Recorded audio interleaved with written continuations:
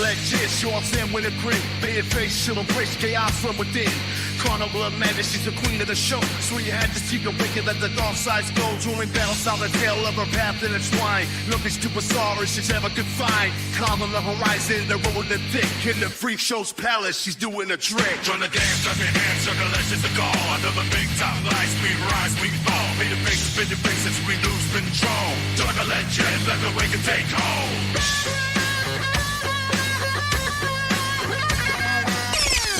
Feathers that can fade, flying high in the air. With a pianist smile, she'll never despair. Echoes of the wicked, they call on the name. Juggalo legend, Forever part of this game. Ready to the thrill, we stand in the lead. A made of life, fulfilling every need. Carnival souls, we roll, we dance in the flames. Juggalo legend is mad, this full signal range. To the thrill, we stand in the lead. A made of life, fulfilling every need. Carnival souls, we roll, we dance in the flames. Juggalo legend. Legit, sure I'm saying with a grin. Bare face, she'll embrace chaos from within. Carnival of madness, she's the queen of the show. So you had to see her wicked, let the dark sides go. During battle, saw the tail of her path intertwined. Nothing's too bizarre as she's ever could find. Calm on the horizon, the road the thick. In the freak show's palace, she's doing a trick. Join the dance, clap your hands, Juggalo is the goal. Under the big top lights, we rise, we fall. Be the faces, spin the faces, we lose control. Juggalo legend, let the wake and take hold.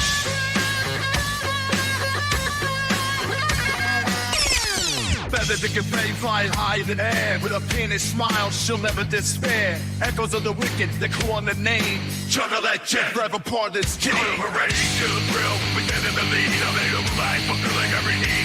Carnival souls, we roll, we dance in the flames. Juggalo legend It's mad, this full signal range. to the thrill, we stand in the lead. A made of life, fulfilling every need. Carnival souls, we roll, we dance in the flames. Juggalo legend. Oh my goodness. Dawn, are you ready? I love that intro. It never gets old. Oh my gosh, dude. I am so excited right now because did you hear the news about new drip from Darby? I did, and he has a new album out. For those that don't know, he has a new album that dropped today. Oh my god, I think it is his best album so far. It is called Garden, and I was like, what could this be? Because Darby's kind of one of those guys that's a little bit unpredictable, and I just love it. I just absolutely love it. I actually cannot wait to listen to it again. I'm so excited for him. So excited. He's the part of them Florida Juggalos. I know, he's a Swampalo, and I love him for it to pieces. Like, once I found that out, I loved him even more. And you can really hear his influences in this album. You hear the Corn, you hear the ICP.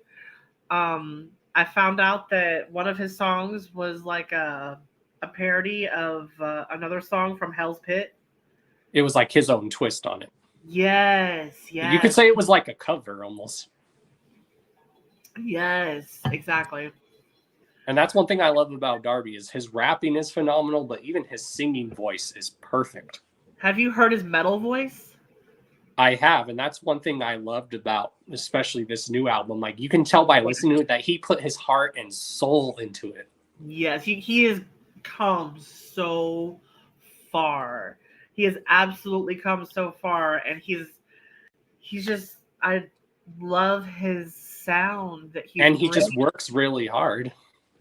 And I think I want to call it, it's almost like a new metal horrorcore. Exactly, and it's basically, it has like that Florida trap metal sound. 1,000,000%. Like, you can hear a lot of like even the 3-6 Mafia influence in there. Oop. Oh, 3-6 Mafia. Yeah, he's got a dark side about him that he cannot control, and he funnels that into his music. And the fact that he is from Florida and has a creek that he goes to really speaks to me, because I did that same shit when I was a kid. Me and my cousins would go down to the creek and play. Oh yeah, there's a lot of nice creeks in Florida. Anyways, Dawn, so we're just gonna chill for a little bit and wait for our viewers to get here. How has your day been, my guy? I've been good. I've been great. Just chilled today. Recorded some content. Of course, anyone who wants to know, I did do my review on Darby's new album that I dropped today. I did share that, didn't I? I believe you did. I hope so. Because I watched it, and so I want to give you the like and the share. And another, I like your videos. Hell yeah. I like them a lot. 10-minute first thought videos on new releases. That is a really great idea. Oh yeah, and I've been saying that with a lot of albums, but with a lot of music I've been listening to lately, for some reason, all the music I've been listening to, the music that they drop on albums is unskippable. Like, people keep asking me, what's your favorite song off of Garden? I'm like, I can't pick one. You just listen to it from beginning to end. I got a couple. Hey, Robert, how are you? What would be some of your favorite tracks then? I love the intro where he was like, for the Juggalos. Bye. Yeah, that intro started real strong. joke shit. I'm like, yes, I love I know, that. like I've been telling people, this album is like a workout album. It gets you hype and you want to start a mosh pit and while out. The energy is fantastic. Whoop whoop ninja with a pencil. Thank you for coming. Even Ouija's track, for the track that Ouija did on that album, when I heard Ouija, I'm like, God damn, Ouija, whoo!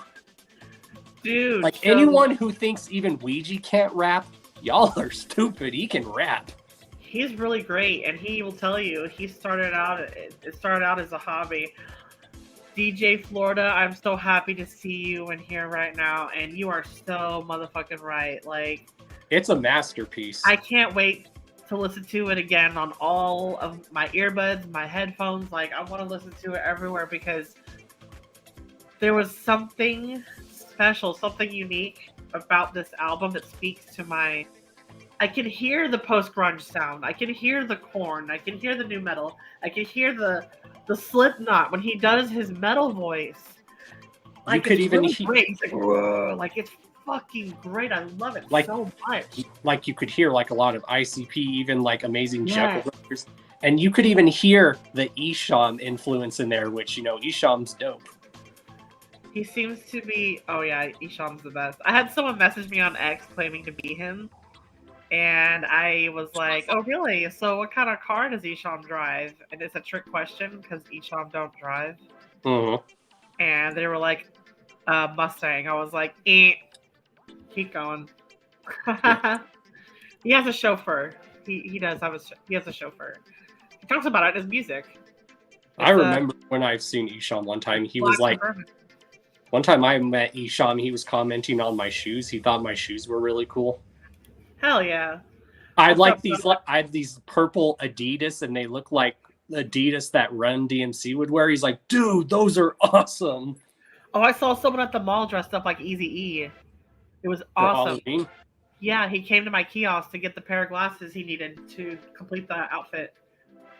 It was awesome. The hairstyle, even the hairstyle I found out, Jerry curls are making a comeback, which is cool. Yep. Yeah, the hat, the hair, the jacket, the stamp. Nice. He even stood like this. I was like, stop. You're awesome. What's up, Relic? Whoop whoop. What's up, Relic? I'm so happy to see you. What'd you say, Don? Oh, I was like, that's cool, like that he got Eazy-E spot on, because Eazy-E is actually one of my other all-time favorite rappers. He's just one of those legends that are just gone too soon. I mean, he's the godfather of gangster rap, basically. I was listening to some old guys tell me that, that was when real rappers really did what they said in their lyrics. Oh, yeah. I still remember hearing them stories about them saying that how they used to, bring guns on tour and shit. Oh, my, yeah. It's probably more now. And then one of their old managers was like, oh, what kind of tour are you guys going on? Vietnam or something?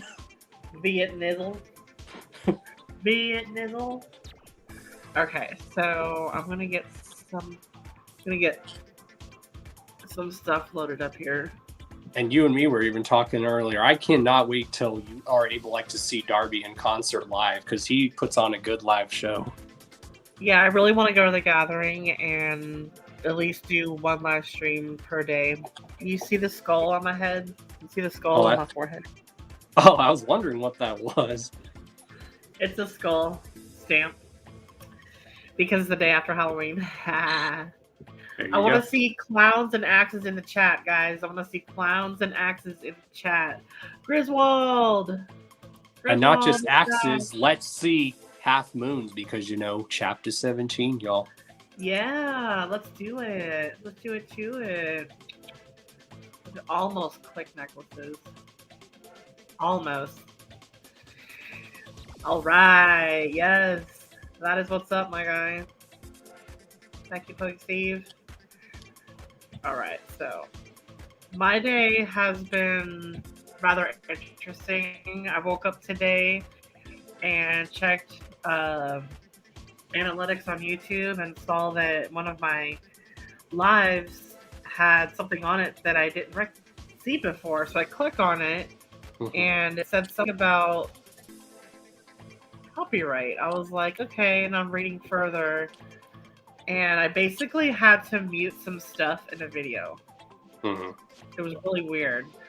It said, weird. It was like, no, it basically was like, there's no impact on your channel, but you need to take action. And I looked at my actions and I selected the easiest one, which was muting what it was YouTube wanted muted.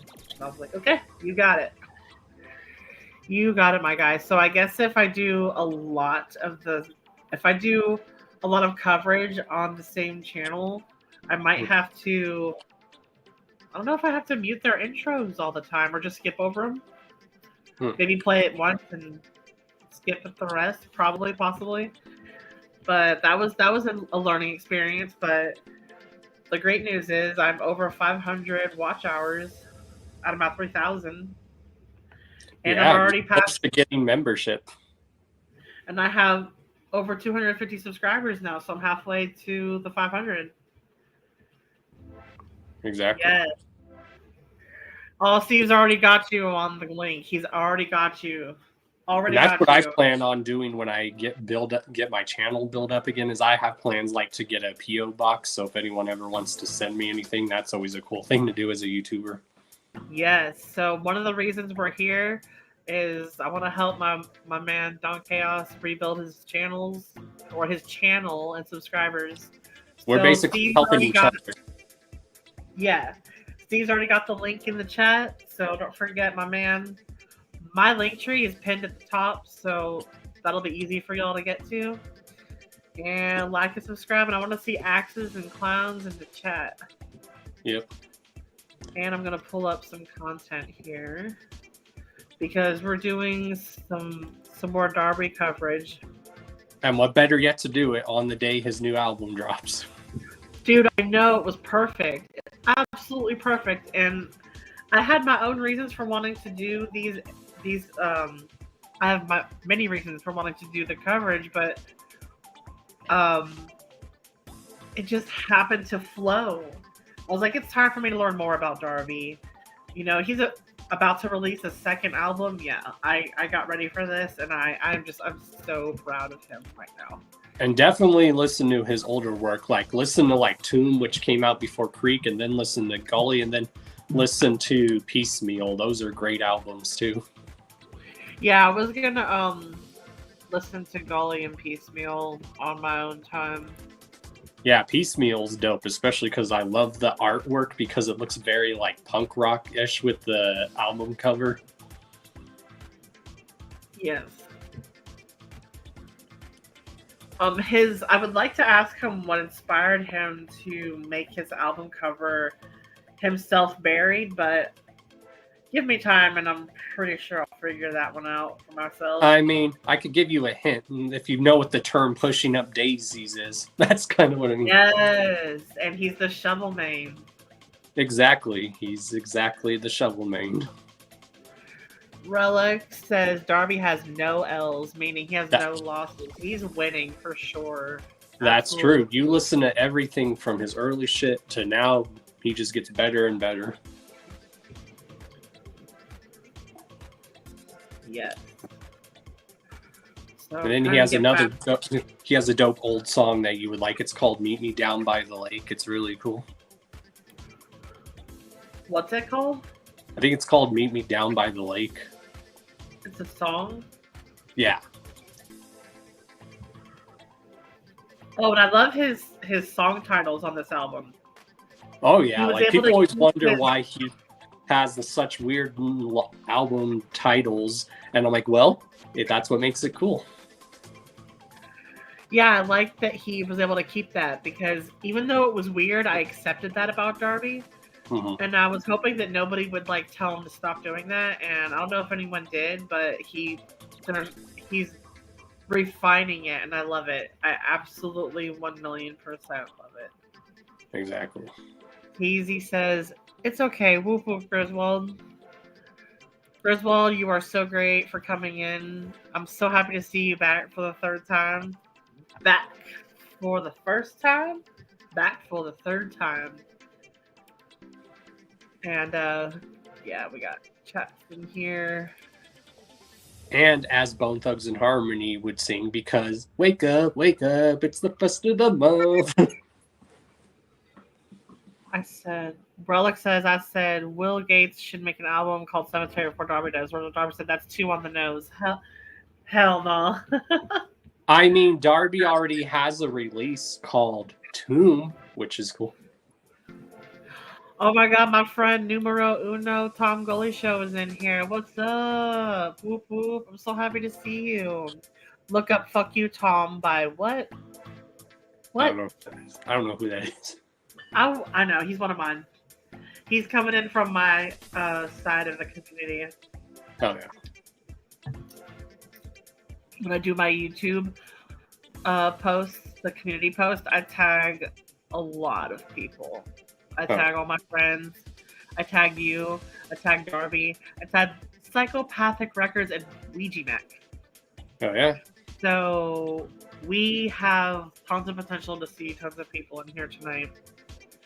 Oh yeah. And still trying to find that video. I don't know why I'm having such a hard time finding it because we were just watching it on Sunday. And you remember where we left off, right? I mean, I haven't touched it since then, so it should save. Yeah, if you go to live on Carnival Spirits, it will like show up from like 2 or 3 years ago. So we did In the Tunnels. Yeah. So The one we were watching was my interview that I did with him, the first one.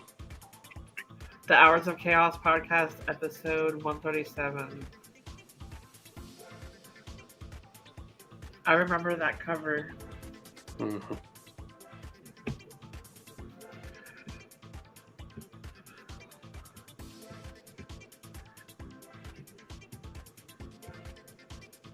Yes, perfect. There we go. So we're just going to get this going.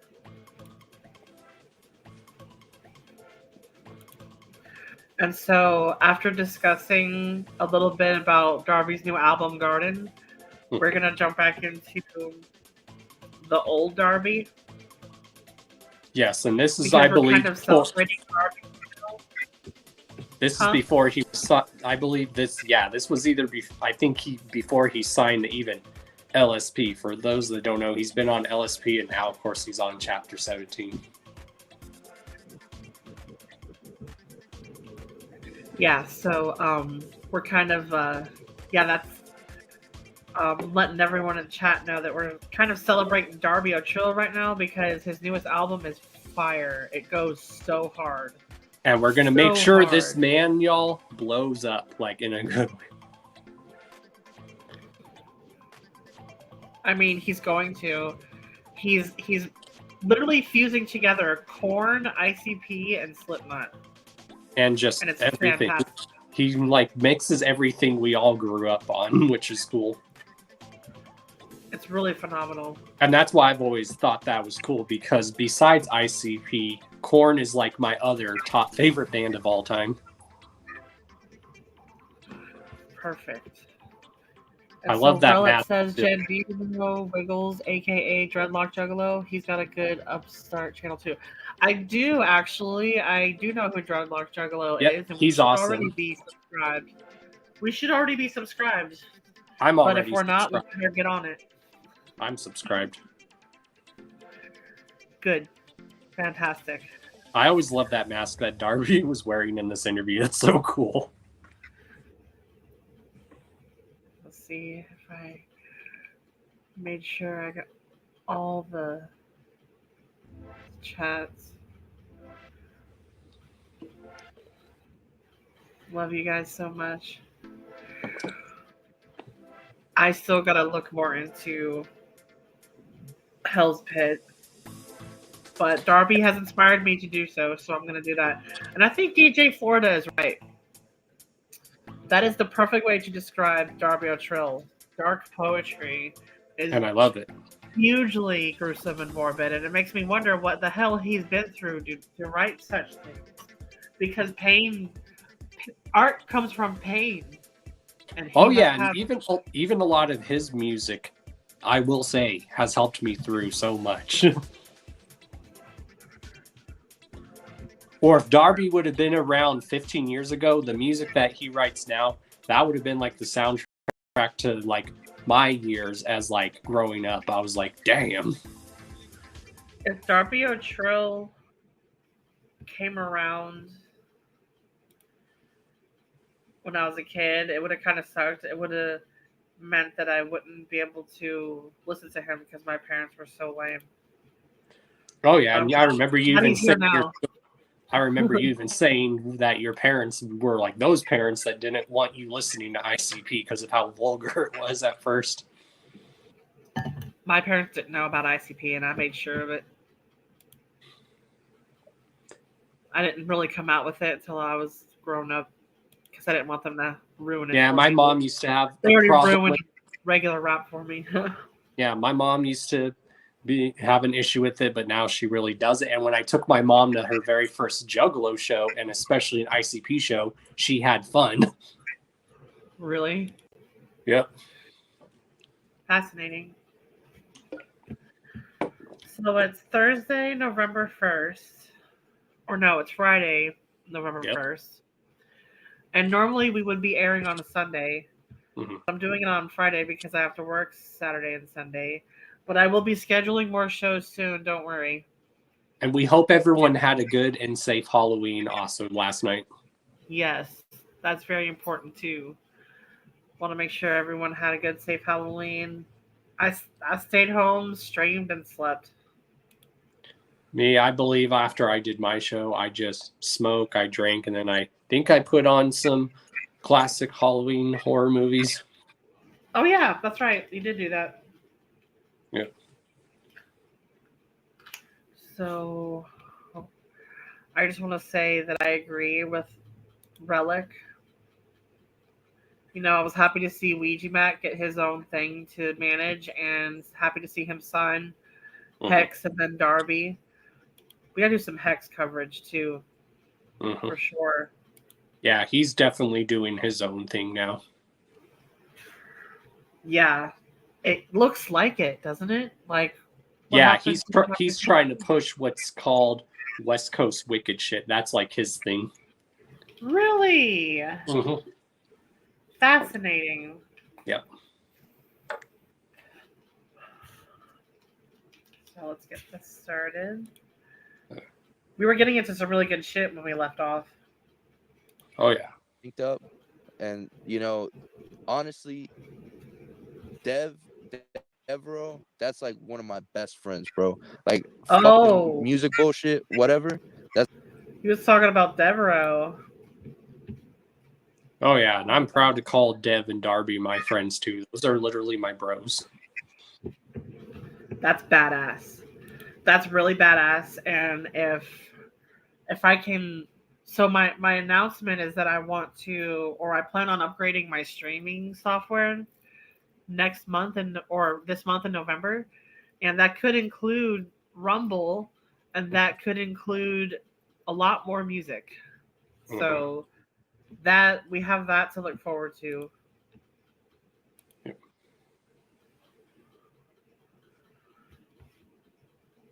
That's like one of my best friends, you know. So like that's why we do fucking like Swamp Society, you know. Like we're making these albums because we love making these albums, you know. We love the wicked shit. We love just putting out shit that we think is dope. I can agree with that. I can really feel that with Darby. Like I feel like he pours a lot of himself into his lyrics, his his voice, his song titles, his album art, like everything has you touch it and you feel his pain. Yeah, and he's a juggalo just like us. He is That's juggalo what's to great about it. Yeah, he's completely. He's a really great juggalo. He's good at jugging. But there's some artists out there that juggalos pass their music around, but they don't identify as a juggalo, and it's weird, but it's a thing. Mm-hmm. You know? Yep. Oh yeah. I can never spell Devereaux correctly. Ever. I think it's Deveer. Like I don't know. It's so hard to spell. I just call him Dev. Or some people just do DVE. People just call him Dev for short. Yeah, that's gonna be what I'm probably gonna have to do. But I want to learn how to spell it correctly. And he has a website. So if someone makes music, he sells beats that he'll sell you guys, which is cool. Hell yeah. Dope, you know. And you know, I'm fucking honored just to be able to call that motherfucker a friend and be able to work with him, you know. Shout out Devereaux. Oh yeah, that's right. He was saying that Devereaux hit him up and said, "Hey, I like what you're doing. Let's work together." And he was completely floored by it. Oh yeah, and he said earlier in the interview that Dev's been like in the like underground Florida scene for like years. That's fantastic. I fucking love that. Yep.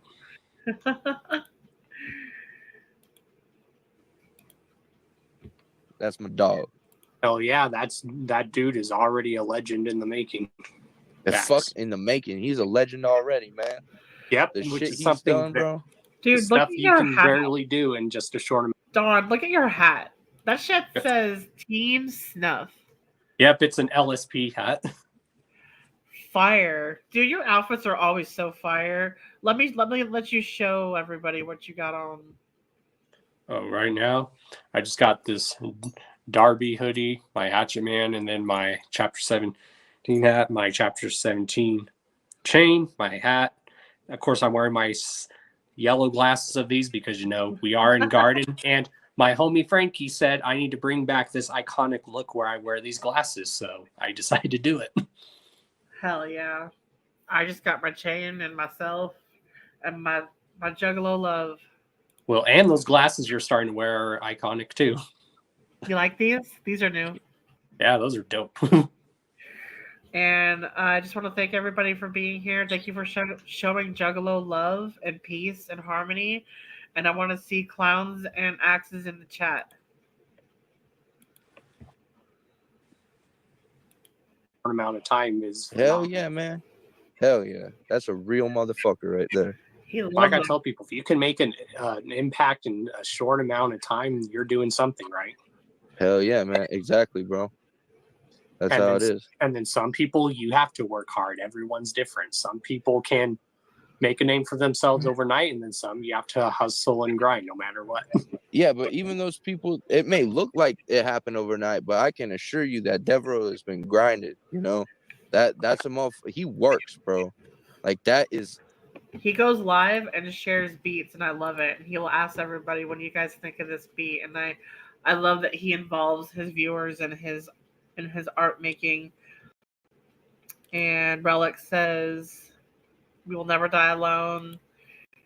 Dawn Drip Chaos. And what's cool about Dev when he goes live is him and Dev and Darby used to have their own podcast that they would do on Instagram called The Swamp Rats, which was a good podcast. Yeah, I was actually watching Underground Pulse podcast earlier and saw Gunner for the first time in forever. But I haven't seen Bash the Dead Guy in a long time, and the Spread the Dead podcast hasn't been on in a while. Oh yeah, for the butterfly, everyone. There's a whole story about the butterfly behind the number 17 and why it's so significant. Yeah. Hey, Six Keller, what's up? Happy to see you. Welcome in. Whoop whoop. We're all swinging hatchets. I actually have one in storage. It's a fake one, but it's for a costume. I have a lot of shit in storage. All right, so we're gonna get back to the video. A work-centric motherfucker. And that's why me and him vibe so well, is because we're both trying to get this shit done. You know, we're not trying, we are getting shit done. You know, that's the fucking ethic you have to have. There is no trying, there's only doing in this shit. Because if you're trying, then you're not doing.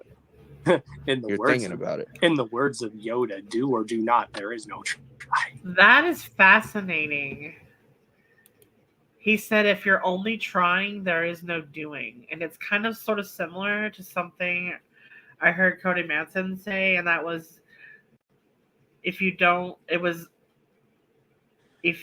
basically, if you don't go out and get it, you're not going to get it. So go get it. And that's stuck in my head. If you don't go get it, you're not going to. So go get it. And I love that. Absolutely love that. Yo, Six Killer. Happy to see you. Whoop whoop. Everybody, I want to see clowns and axes in the chat. Hello. Toby? Hello, Toby. Toby says, where did it go? Can you review my Juggalo tribute video sometime? Sure, my guy. Make sure you like and subscribe so I can find you later. And let me see if I can't. I got you, Toby.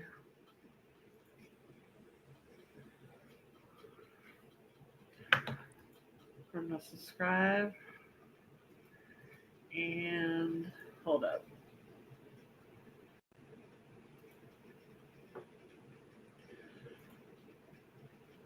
There we go.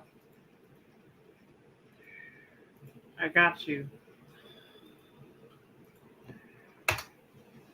There we go. I put your YouTube in the chat, Toby, and you already got a new sub from me. So, and if you hit my link tree, try to get me on X if you have it.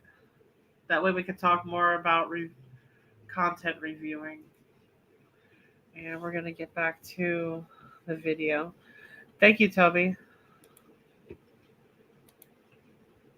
Exactly. Shout out Yoda. I know, right? And what are probably some of your like actual like favorite movies? My favorite movies, shit. Dead Alive, the old Peter Jackson flick. Really? In the last music video we put out, I think you would make excellent pig feed. There's mad clips of Dead Alive in there. What the fuck else? Spacing. Demons is a fucking dope movie. Oh, what the fuck? Toxic Avenger, Terra Firma. I love trauma movies. That's all and thanks to my homeboy Mark, because he really got. What is a trauma movie? I'm trying to think. I have absolutely no idea what that is or what that means. I haven't heard of that before, but maybe he'll explain it.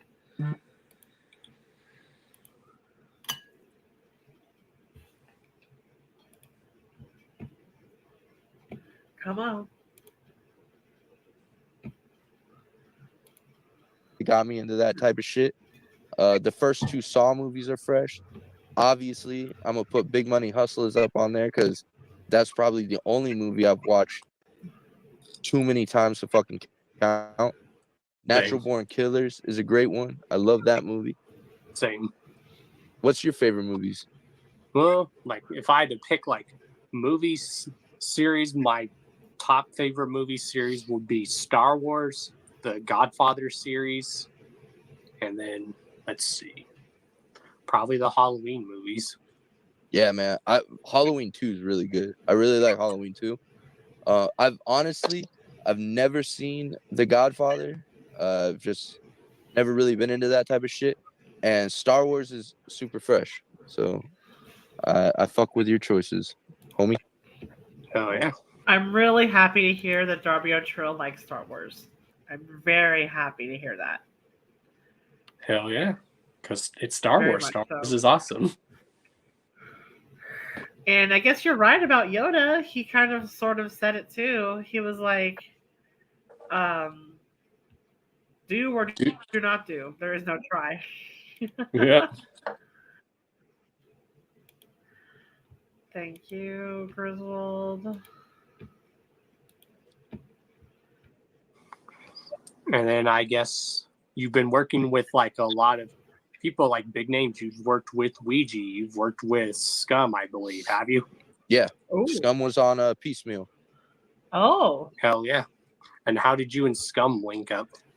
That is all props to Devereaux. Nice. Because, man, I got LSP tat, bro. Like, I've had this shit for like mad years now, bro. Dude, Right that's there above fantastic. that bitch. I can't get it to look right. Oh. There it is. Wow. So you see it there? The saw blade? Yep. And then as you can see, he's got a lot of the Joker cards tattooed also. Dude, that's crazy. I believe so if you looked on his other Devereaux arm, that arm, he has a riddle box tattoo just like yours almost. That's fantastic because he fucking got hit up by Devereaux and then was introduced to Scum through Devereaux. That's phenomenal. I love that. And I believe he's been a fan of Scum for actually years too. Hence why he said he's had that tattoo for years. Yeah, he's like, it's old, but I'll show you.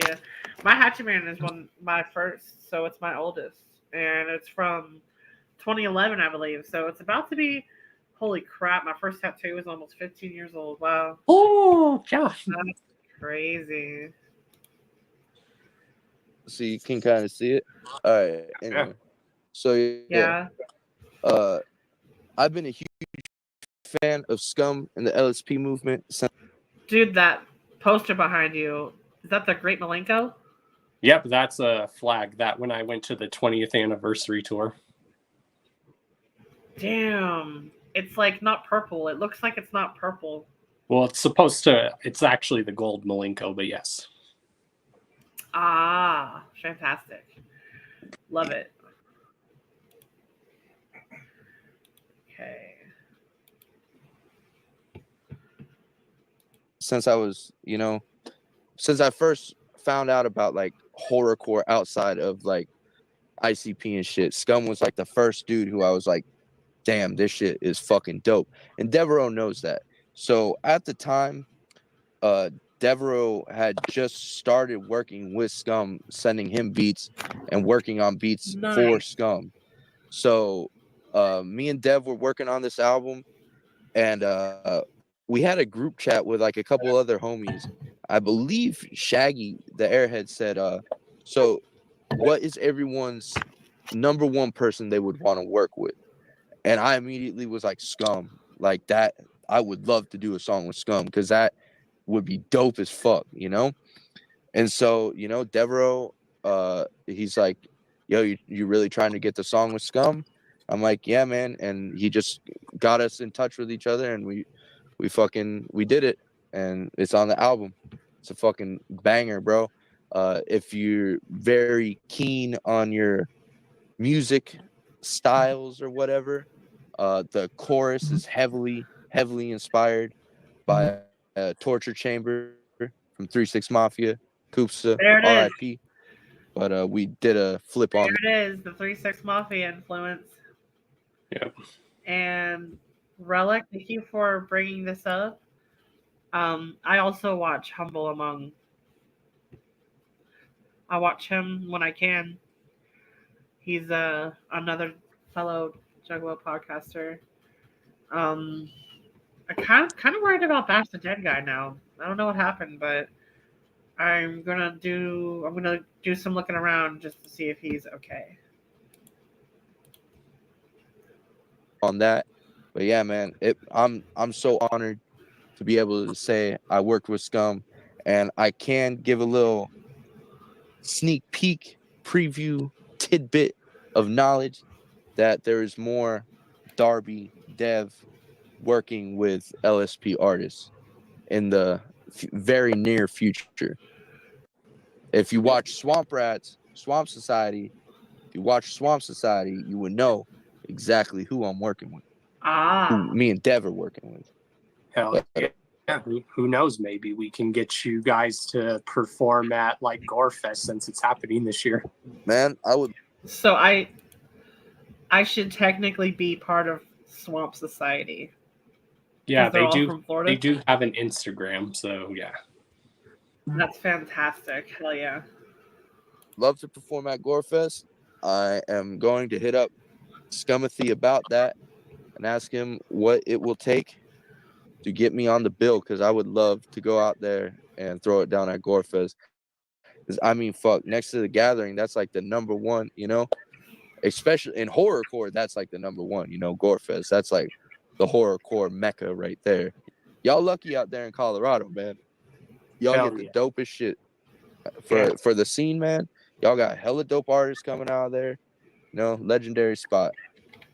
And with me and Ouija, I've been cool with him for a minute. And I did a song with Swag Tooth before, so him and I already had a working relationship. So it was just a matter of texting him and working shit out. Oh yeah. Yeah, I'm proud to call that dude my brother. Who? Ouija or Scum? Both. Hell yeah, That's that's what's up, awesome. man. Both super dope people. Ouija, fucking mad props to him for everything he's doing for the Juggalo scene. And Scum, that's the motherfucking OG right there. That's the motherfucking Gorefather, bro. Shout out Haha. Scum, shout out Ouija. Father. They Yep. don't need my shout outs, but shout out.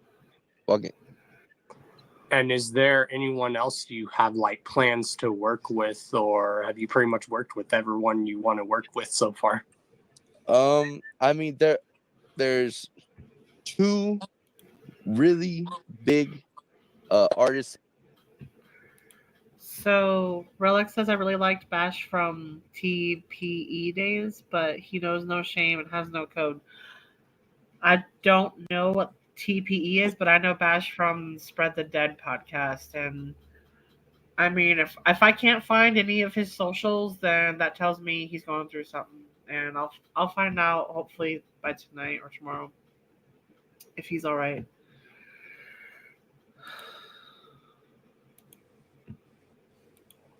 That I've always wanted to work with on this upcoming album me and Dev are doing. Devereaux and I have a double album called The Beginning of the End, which we've been working on for about almost a year now. You know, we've just been stacking up tracks. It's gonna be the beginning's gonna drop Nice. near the end of this year, and then the end will drop shortly after that at some point. We're just trying to line everything up. We're trying to figure out where we're gonna drop it. You feel me? Like if we're gonna get a label to pick it up, or if we're gonna do it independent again. You know.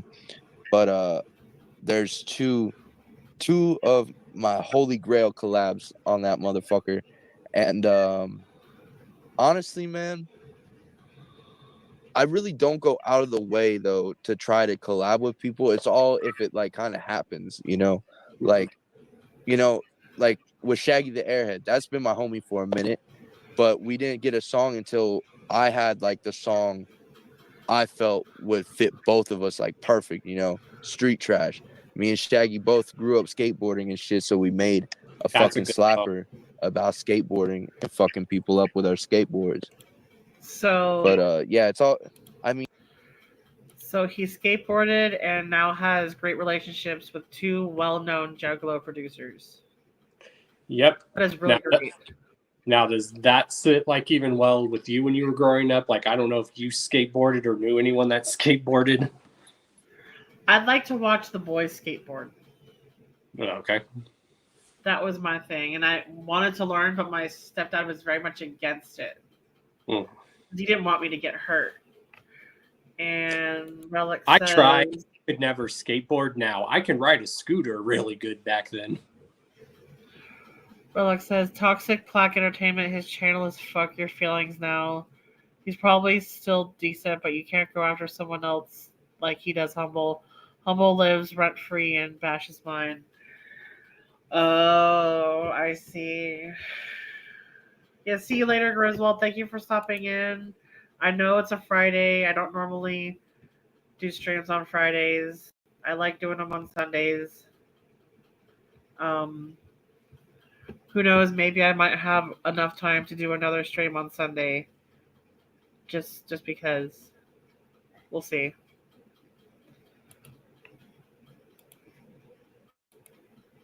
I mean, obviously, I'd be like, I'd want to work with ICP, but at the same time, I don't really think me and ICP on a track would sound that great because we got two complete, kind of different styles and shit. You feel me? Pause Yeah. that. But yeah. Really? And I love how he says that now, but now he's actually done 2 songs with Violent J of ICP. He sounds really good with him. Fascinating. I love that. I'll have to send you the 2 songs that he did with Violent J. They're really good. Yeah, you do. You definitely should. I was like, damn, Darby and Violent J sound good together. And what is actually like, how is like your creative writing process? Like, I know artists like have their own thing of what they do. That's interesting. Creative writing process, like what puts you. After this, I can listen to him, and then by the time we do the next interview, we'll see if he has anything to say about it. Oh yeah. Uh-oh. Oh, okay. I'm good. You in your state of writing process and creative process. Honestly, it all depends, man. Cause it all depends on like the mood I'm in and how I'm feeling, you know. Cause sometimes I can put on a beat and I'll write and like, you know, within the next hour I'll have a song done. Sometimes I'll have a beat where I'm like, damn, I really got to say something with this one. I really got to do something different with this one. And it'll take me longer, you know. Sometimes I'll be at work, you know, like I work a construction job and shit. So I'll be at work and I'll just be like, you know, getting like fired up, you know, and I'll pull out my phone and start writing down ideas and come back to the crib and work on it later, you know. I really don't have like a set in stone creative process. It all just kind of happens. I don't really like forcing shit. Like, I don't like making deadlines. Every time I make a deadline, except for our music videos, but when it comes to dropping an album, if I make a deadline, I ain't gonna make it. And I gotta wait until everything's fucking done, which who knows how long that'll take. But I mean, I guess a better way to put it would be we've been working on this album for a year and it's just now like getting to where I think is done. Like everything on my end is.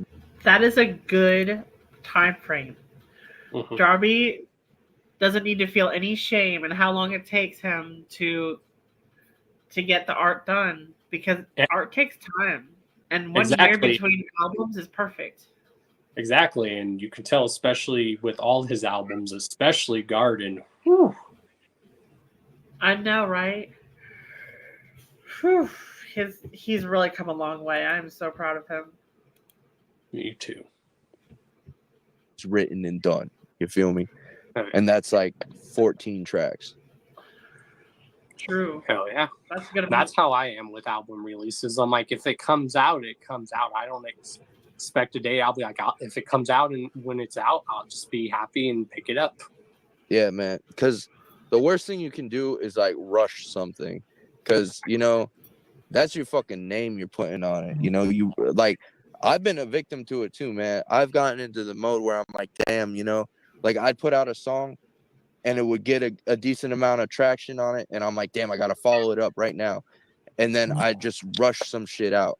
And then that song that got rushed out would never get the same reaction. I'd be like, damn, I just fucked myself. Like, why'd I do that? So now, especially working with Dev always sets me on the right path. He's like, man, nah, clean that up, do this, that, you gotta work on this, whatever, so it's gotta be crispy and nice. Yes, rush it's job. literally like perfection. Crispy. Yeah, exactly. Fascinating. Hell yeah. Hell And- yeah, brother. And could we possibly maybe see you at a gathering sometime? I will be at the gathering this year. I will. Anyone who wants to link up and fucking shoot the shit, I'll be stopping around the gathering grounds this year. I got my ticket, got my plane ticket. I'm all set to go.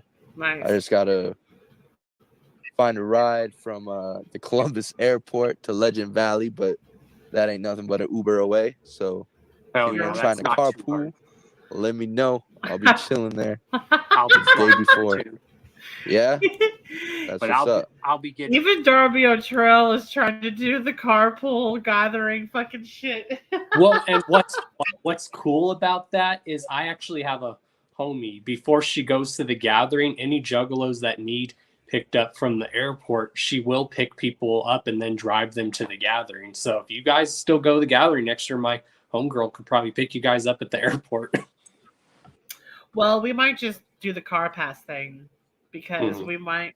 we want to have something to charge our phones in, but Exactly. the showering part is where I'm like kind of worried. Yeah, the shower part is because the showers there are kind of So what did you do? What I did, because I didn't use their showers there when me and my homies went, you could buy these at any store. There's those portable showers that you just set up and someone just stands there while you're taking a shower and guards it for you. So Or it'll people, work well or with some two people get a camper and you can, of course, shower in the camper or whatnot. Yeah, I don't know if we can afford the big baller pass. We might Oh, be yeah. able to afford a car pass. Oh yeah. If I do I'm do a just ballers driving pass, there. like if me and the homies do a ballers pass, we try to put like all our money together and then we have someone go on the website and just hit refresh because those sell out quick. So if you ever do ballers pass, like people have you and your homies like combined it together. Well, yeah, I would love to do that if there's anybody doing that. And because if you are in a camper, you can usually get in a date early, but sometimes they even let people in with the car pass in early now. Hell yeah. Really? It just depends. Like, obviously, if you're in a camper, but I think this past year they did let people even with cars in early, which was weird. Really? Why is that weird? I don't know. I mean, they never usually do that. Usually they're like letting the cars in like the next day and stuff when everyone else is walking in. Oh. Maybe they did it this year because they didn't want anyone like accidentally almost getting ran over this time. That's probably why. Oh, probably. Did that happen? I mean, we've had that happen a few times where I think Oh people my did God. get run over or almost got ran over. Did they get hurt? Not that I'm aware of. Good thing. Goodness. Jeez. Getting off at Dayton because I have to pick someone up at Dayton, but then from Dayton to where the gathering is, it's only like an hour drive, which ain't bad. Yeah, that ain't bad, man. That's good shit. Yeah, I'm touching down the Columbus airport the day before so I can hit up the parking lot and chill with some homies. Because like I said, man, like down in South Florida, we don't get a lot of Juggalo shows. And where I'm at specifically, there ain't no Juggalos. So you go out and gather. I just want to relish in the beauty that is the family love, I want to fully enjoy the experience. Yeah, and that's pretty much how I am. I tell people this gathering, I just plan to just relax, enjoy myself, kick it with all of y'all. If y'all want to take video clips or whatnot, I'm fine with that. But as far as me hosting anything, nope, not this year. I'm just going to kick back and relax with y'all and enjoy myself. Hell yeah, man. That's what's up. That's what's up. Who's saying, oh, this motherfucker. Okay. And this will be actually my third gathering. I'm not gonna lie, this is my first gathering, man. Every time I am hoping to do my first next year, and if we do, it'll be Steve's third. Well, and especially next year, you definitely got to try to go because it's the 25th annual. Who can say that a music festival has been lasting? What? I said, are you kidding me? That's nice. I know. Who can say that a music festival like The Gathering has lasted a quarter of a century long? Not every music festival can say they've lasted that long. The Gathering's the only one. Right? The Gathering's the only place that's lasted that long. No other place has. Right. Hey, Okie Grower 75, how are you? Welcome in. Welcome back. Nice to see you. I want to see clowns and axes in the chat. Do. And it's funny because this was the gathering where me and Darby actually got to meet in person for the first time. Like, yes, we were talking here, but this is the gathering that we got to meet like in person. That's awesome. And just his reaction when he found out I smoked weed was the funniest shit. That's fascinating. He was like, "Oh, you do smoke weed," and then me and him were smoking a joint together at the gathering. It was awesome. I just want to say thank you, Pokey Steve. You're the bomb.com. Hey, Echo Pineapple. What up? Did you change your picture, Echo? Looks like a pineapple. He is Echo the Pineapple. Oh, okay, that's why. He looks like he has a new picture. And I love it. And yes, Okie Grower, that is a lot of Fago. Fuego. It's a lot of Fuego. Shouts to my homie Fuego Flames. Thank you, Pokey Steve.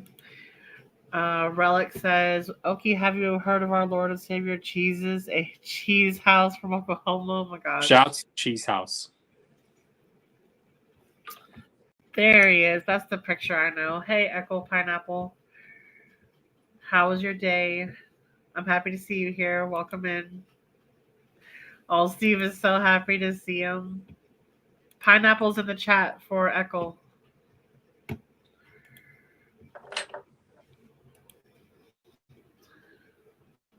Attempted to gather, shit fell through. Some shit happened where I couldn't go, but this year, knock on wood, everything's coast clear, ready to fucking go. So if you want to know, Legend Valley is a nice place and stuff. It's a good place. It's not that tiring to walk around. True. Yeah, I've heard a little bit of this and that from different people, but I know the Team MUJ homies are gonna be there, so I'm looking forward to meeting them. Yep, And, we'll definitely be there. Carnival Spirits will definitely have a spot, so we'll definitely let you know. Hell yeah, man. Fuck yeah. I'm definitely gonna meet up with all y'all motherfuckers. And the good thing about this campground is there's actually phone service, so if you're trying to look for someone, you can just call them and go, "Hey, where are you?" Oh, bet. Where when it was in Indiana a few years ago, there was no phone service there whatsoever unless you were like by the showers for some reason. What the fuck? All the fucking dirt just forming electrical current. His voice has evolved so well over the years. And it's Darby's cool. voice. It's cool. Now, this past year at the gathering, this was his first gathering when we did his interview, but now you have him at this year's gathering that just happened, and he was playing main stage. How dope is that? That's phenomenal. Imagine that. That is an amazing evolution and growth. I love that. Well, and at the gathering, that's how you earn your stripes. He went from playing second stage, like the year that he played this gathering, I believe he performed, he played second stage. And now you have him this year, he played main stage, which is dope. Yeah. I know some artists that were mad that wanted main stage, but they were upset they didn't get it because other people got it. All I gotta say is for anyone, if you ever want to get on main stage, you gotta work your way up. Yeah, I know. You know Rook Music? That name does sound familiar. He was there this last year. I didn't get to go, and I don't know if you did, but he got to go. And he finally gathered, and he is one of those guys that he says he's not a Juggalo, but his music gets passed around by Juggalos, and he finally accepted that. He has a large fan base with us, and he's just like, all right, fine. So they make fun of him and call him a Juffalo because of that. But he's okay with it. He's okay with So, it completely. already. Phenomenal. Into the nether sphere. And then the other place where there was good phone service was near. Another thing that impresses me about Darby is he has a rich vocabulary, Exactly. and I love that. I love when people who do music actually know a lot of vocabulary words. Okie grower. Nice, nice. I'm gonna take this. What did that do? Refresh? Okay. Oh yeah, this is great. That's gonna really be awesome. I saw Ouija make an appearance on JCW. Did you watch JCW recently? The Lunacy?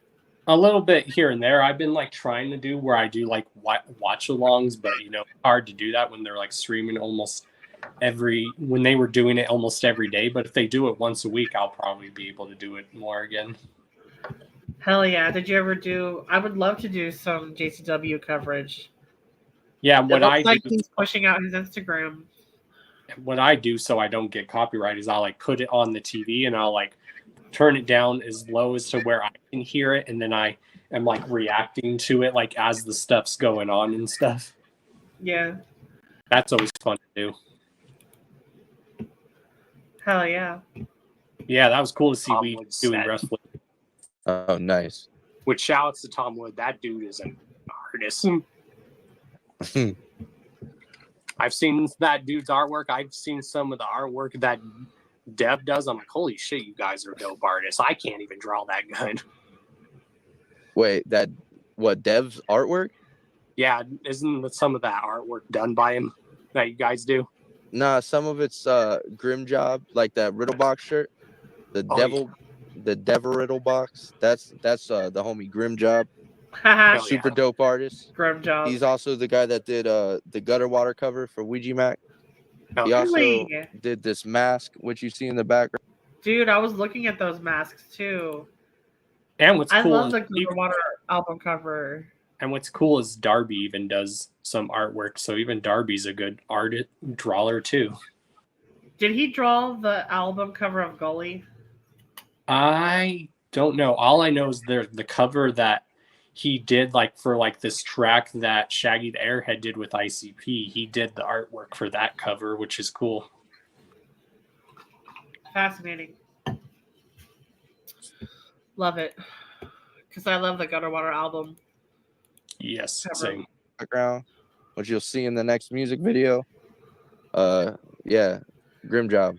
Michael Shantz. Grim job. Hell yeah. Shantz and Pants. Yeah. He's definitely one of those people I plan to get on the show. Oh yeah, hit him up. See what's up. And since you have been doing music for a while, what was actually the first show you actually performed at? We set up some fucking some shitty show in our homeboy's living room, and that was it, man. It was on MySpace. We were posting flyers around and sending flyers, like digital invites or whatever, to people that we knew, and we went and got some poster board.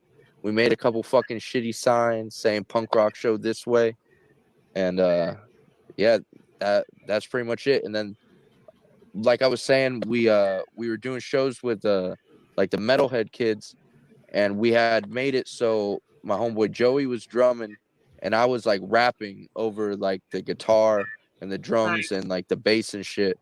So during that show, we did a song called "How to Kill a Cop," and it was the first rap show I had ever done. And I was real secretive when I first started like rapping. Like I didn't want people to know like that I was trying to fucking rap or whatever, you know? So like I was hella nervous. So I'm just sitting behind these sunglasses, like with my eyes closed. I'm just spitting this fucking verse. And then I feel like tugging on my leg. And I feel like someone slapping my leg. I'm like, what the fuck? And I look down and it's my homegirl Katie at the time, and she's like, stop. I'm like, what the fuck? And I look, and I'm rapping this "How to Kill a Cop" to a cop. That was, What? and that was Get the first out. rap show I ever did, and that's part of why those. I'm sorry, but that is so hard.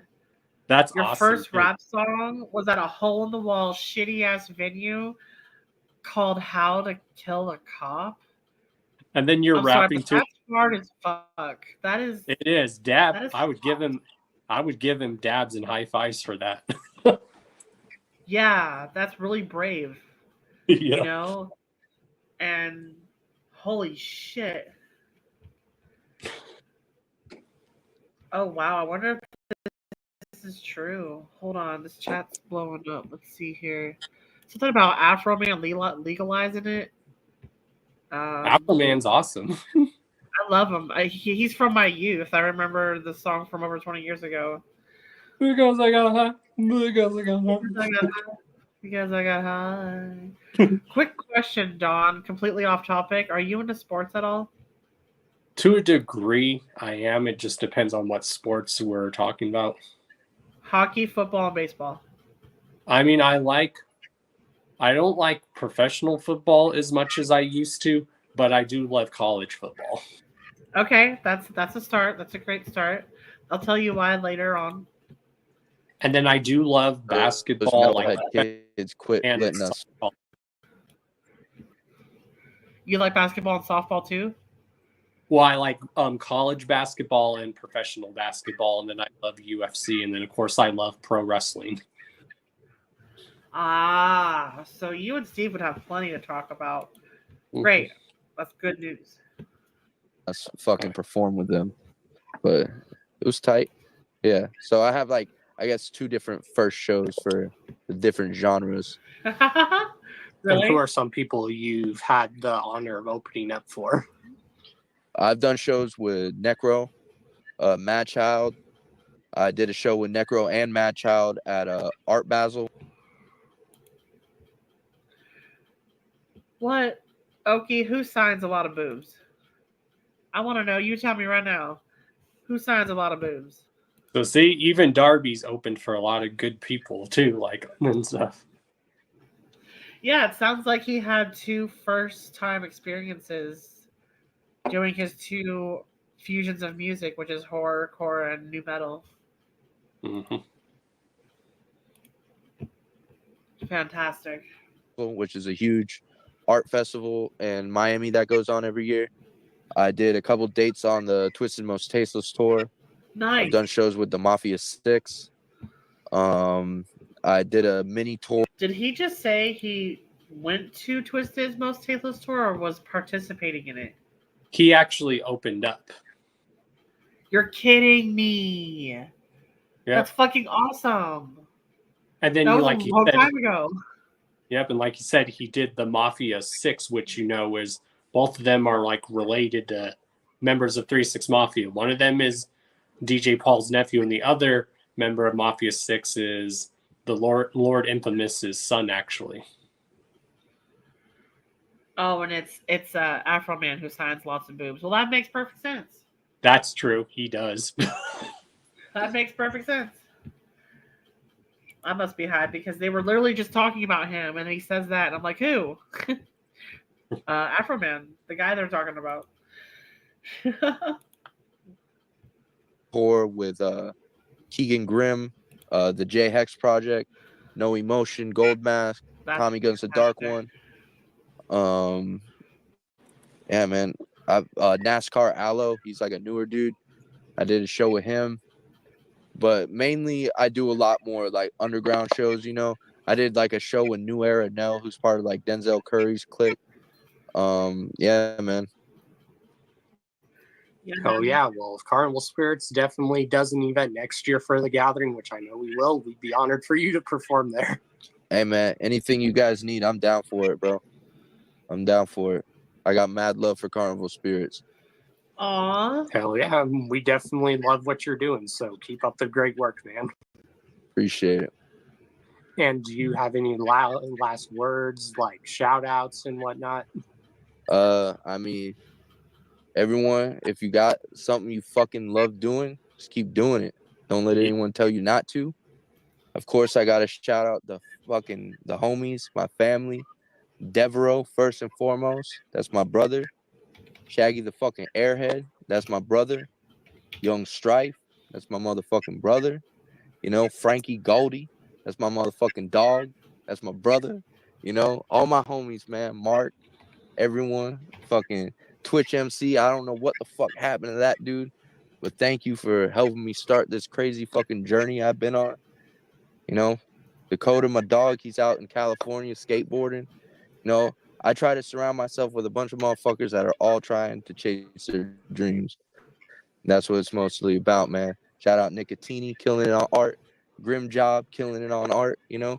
Shout out Don Chaos. Shout Yes, out Carnival fucking Spirits. Know what I'm yes. saying? You know what the fuck it is. Shout out everyone that's listening to me ramble with my fucking stupid ass mind. I can't stay on one fucking note for too long. Hell yeah, we are all basically a part of this. As Scum says, it's not just the artists or groups that make this possible. It's the people that review the music, listen to the music. It's people that have the podcasts like the Hours of Chaos podcast, or people like me that like have the people on their show to like to help promote them. Hell yeah, man. Shout out Scum. Shout out my boy fucking Tommy Guns, the dark one. I met him at a fucking Scum show, and that's like one of my closest friends. That's my dog, you know. Fuck yeah. Scum's that dude though. He knows the real shit. He knows what the fucking scene's all about. Hell yeah, and keep up the great work, bro. And you're always welcome on the show. Like if you ever have anything you want to promote, you're always welcome to come on the show to promote it. Hey man, I appreciate it. For real, for real. Aw. It means a lot. Because you know we got your back always. Hey, I got y'all back too. Fuck yeah. Aw. Hell, That's awesome. yeah. And if you want, you could even like, there's this group I've been managing called Dead Camp. Like, look them up. I think they would definitely want to work with you. Bet that. Honestly, not to be rude or anything, I just really don't do collabs in it or anything like that no more. I've just kind of like, I'm just really trying to focus on getting like this album done with Dev. Maybe in the future I'll be open to doing collabs, but at the moment, respectfully, I'm just not trying to take on any more work than what I'm already trying to finish now. You feel me? Hell yeah. You definitely have a good night, bro. He is really. Hey, you too, man. Much love. Much love. Oops. He is really polite.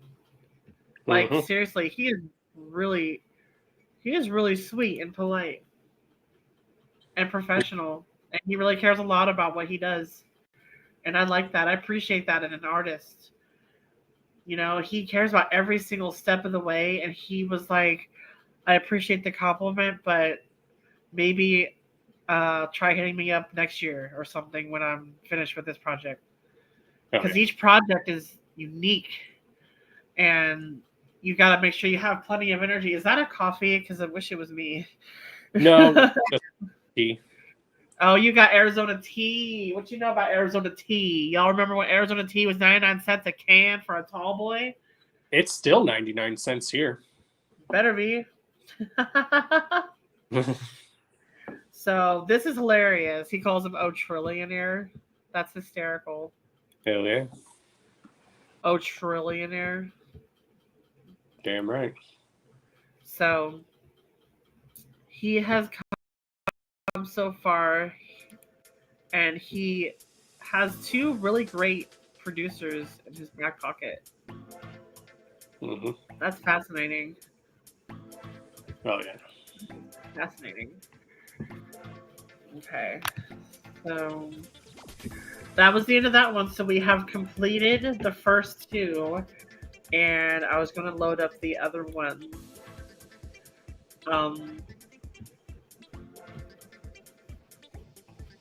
Did you watch? Have you been following the Train of Terror and the Hallowicked on Replicon Radio? I've seen a little bit of footage, and like I said, I also knew homies that were there and stuff. That's awesome. But So where are your Replicon Radio awards? Let's see. And speaking of that, Darby, you guys can catch Darby. He is going on tour this month with Ouija, so make sure you guys go check it out. Yes, I put his link in the chat as well. There it is. I love it. Oh my gosh. It's so cute. Yeah, I remember, and that was given to me in 2021, actually, the year that interview happened with Darby. So that gathering was when I Did got we just that. watch that? Yeah. The one we just watched? Wow. Yep. I didn't even know that. And wow, that's an amazing coincidence. Mm-hmm. Fascinating. And we're gonna follow it up with some more Darby, and I don't know if we're gonna finish Darby tonight, but we might just finish Darby. Did you do them both at the same time or one and then the other? Are you talking about the other interview when I had Darby on? Yeah. I believe I had them both on at the same time because that's at the time when they were both doing a tour together. Well, that's when they were doing the project together. Okay. Well, they were doing a cousin, together. Cousin Carmine, Juggalo Jane, are you King Cobra? What? Are you King Cobra JFS fan? I do not know. Should I be? I think it's a YouTuber. Are they a Juggalo podcaster? I think they're just a Juggalo YouTuber that does like IRL content and stuff. Yeah.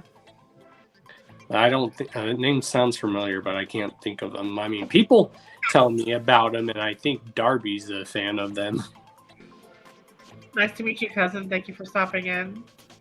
I would like to see clowns and axes in the chat, please. And Okie Grower, yes, I have also considered there's content and females that we can go over in future episodes. But right now I'm trying to establish consistency and seeing things to the finish, and make sure everybody follow and subscribe to Don, please. We gotta get him back to. We gotta at least try and get his 1,000 subscribers back. Yeah, So, we want to get even beyond that. Yes. We're trying to help the man get back to where he was, and to be even better than where I was. reviewing these interviews I'm hoping is going to help the artists find him back, like help he you finds them people. and they find him again. And it will help a lot of y'all who've maybe never heard of my show to actually check it out. That too. And things have changed a little bit, and I mean, there's a reason why I won. There's a reason why I won this award, y'all. 2 times. Well, just once. Oh, really? I've been nominated numerous times, yes. Oh, shit. I gotta change my description then. But I have been nominated a few times, but I've only won once. But I've been nominated a lot, which is even cool, too. Well, thank you for telling me that, because I gotta change my description now. I like to be accurate. Yep. Next year, y'all, that show next year, y'all, is going to be 8 years old. What podcast can you guys name that's lasted 8 years? That's a long time, and that's a lot of people we got to get back for you. Mm-hmm. I call EC Juggalo ECP. I don't know. That's funny. Thank you, Puggy Steve. You're doing great tonight. Yep. Over 9,000. Ooh, you got a new sub from Okie Grower. Hell yeah. Got you 19. Thank you. Thank you. Every little bit helps. Every little bit counts. What happened to my boy here was a complete injustice, and I will not rest until I at least try to help him get that back. Exactly. For those that don't know, even before my podcast, I've been doing Juggalo YouTube content for 13 years. That is true. Yep. How do I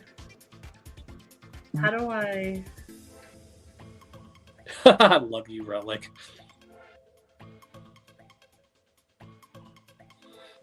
I don't say that. Now the chat is the one that says it. I'm trying to figure out how to full screen just you and not me. Well, you did have it. You like click on my name and you'll like see a thing that will say solo layout.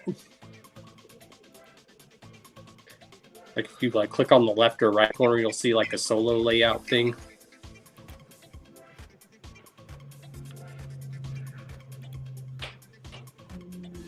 Nope. Huh. Maybe it's because I don't have the premium StreamYard. But if I remove myself What's from up? the stage, then you can't hear me talking anymore, and that kind of sucks. Right. Yeah. I'd have to work through it sometime. Probably, yeah. This is me just goofing around now.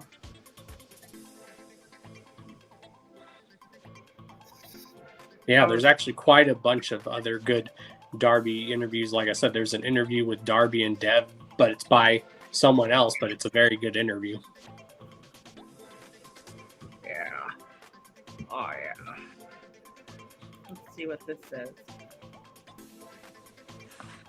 Interesting. Okay, but then when I click on him...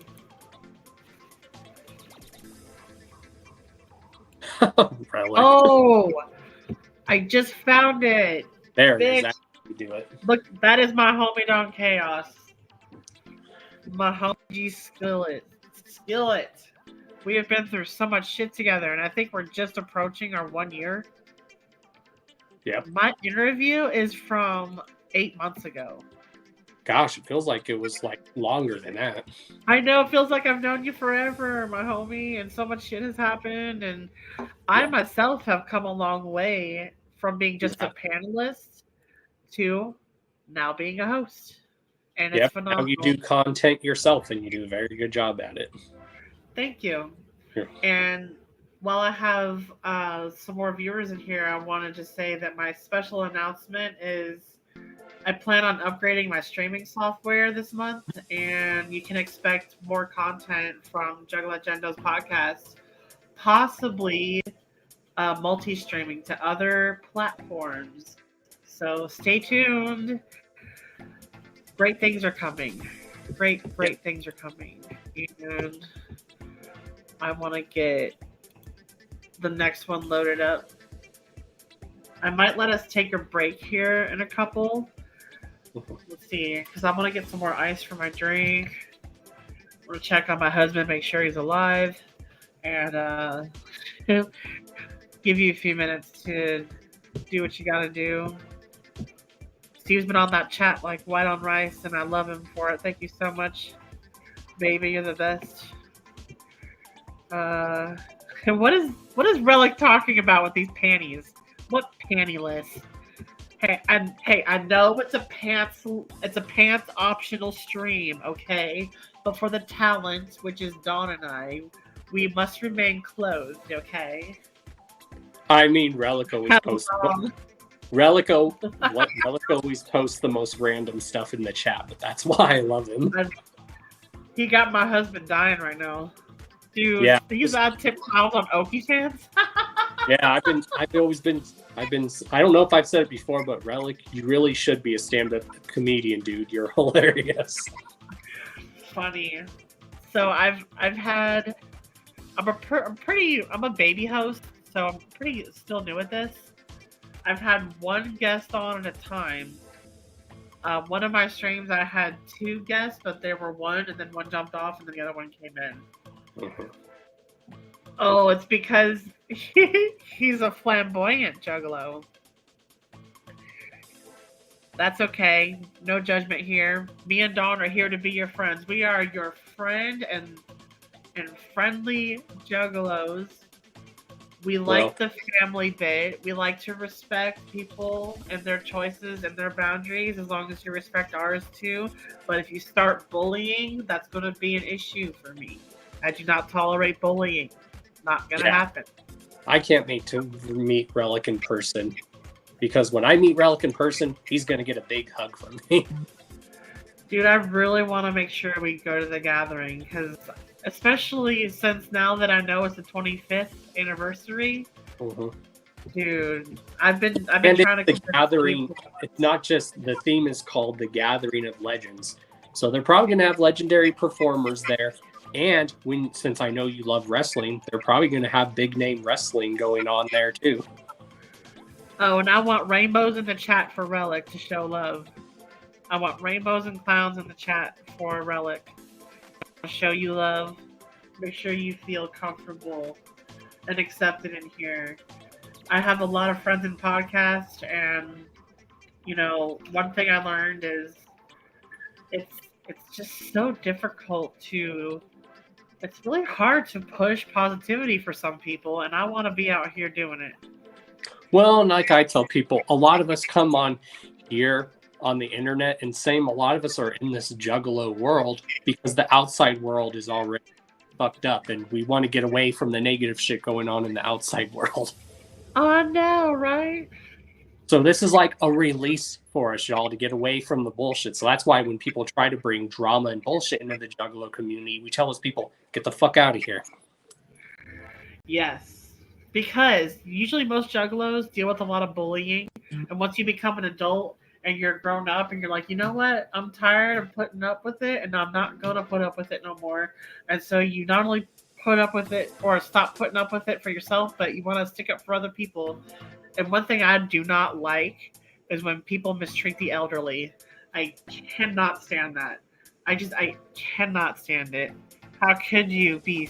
How could you? Like, I understand that some old people are evil. I understand that. But not all.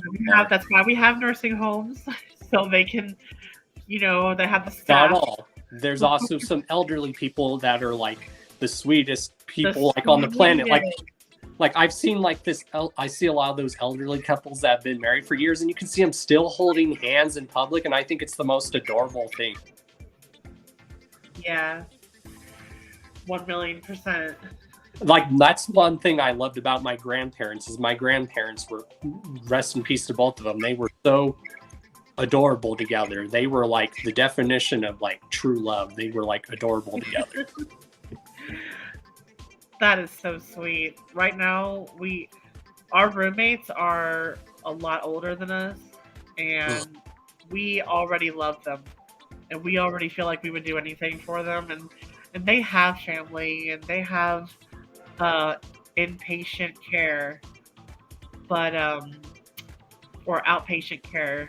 I'm not sure which one it is when they stay home and the nurses come to them.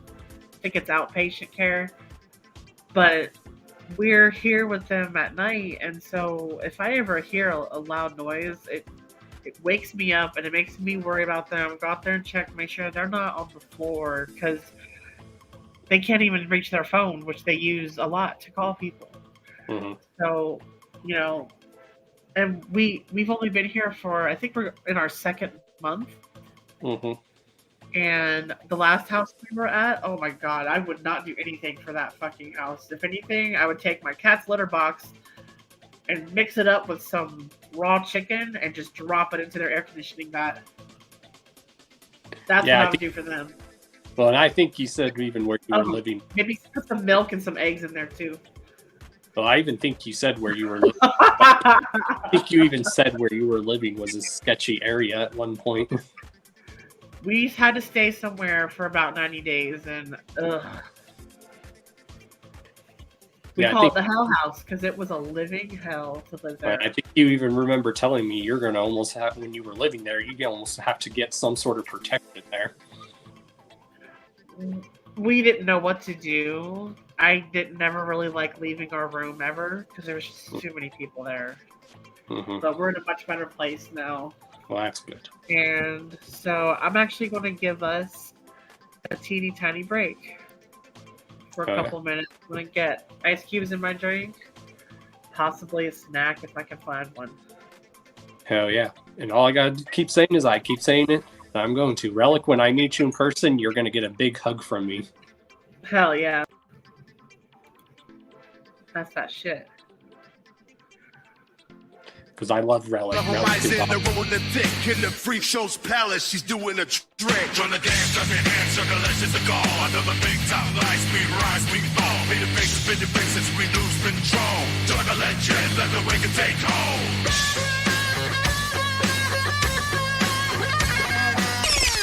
Feather that can pay fly high in the air. With a penis smile, she'll never despair. Echoes of the wicked that call on the name. Juggle legend, Forever part of this game. ready to the thrill. We stand in the lead, I made a life, fulfilling every need. Carnival souls, they rolls, we dance in the flames. Juggle legend, It's madness, full sick our range to the thrill. We stand in the lead, I made a life, fulfilling every need. Carnival souls, they rolls, we dance in the flames. Juggle legend.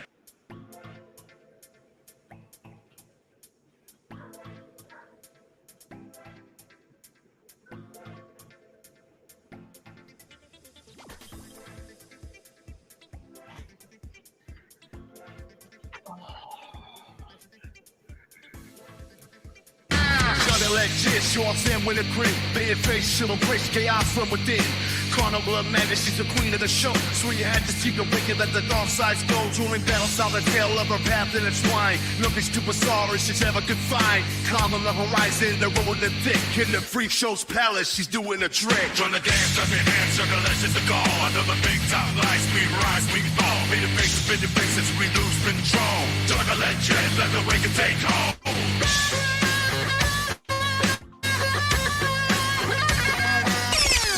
Feather that can fly high in the air. With a pianist smile, she'll never despair. Echoes of the wicked, they call on the name. Juggle legend, Forever part of this game. hooray, to the thrill, we stand in the lead. A made of life, fulfilling every need. Carnival souls, we rolls, we dance in the flames. Juggle legend, It's mad, this full sing our to range. the thrill, we stand in the lead. A made of life, fulfilling every need. Carnival souls, we rolls, we dance in the flames. Juggle legend. Okay. I just love that song. I just love the music video or video intro.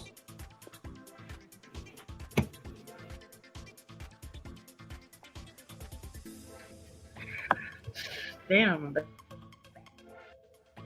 Yes, I love it to pieces as well. And the best part about it, it was made for me by a friend. Need to get our layout back. Now, is that Yeah, from is the video was that from your friend who was actually at the gathering? Because I noticed all the gathering footage. That was made for me by a producer that I know. And where'd they get that If footage? you notice, whenever I share a video or edit the description after a live, I usually include DJ Electra because she is a really good friend of mine who made my intro and my outro, and I want to make sure that I always show support and share out her artwork. Well, Relic loves that song too. He loves that intro.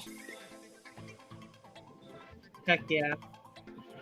I'm gonna mute the music.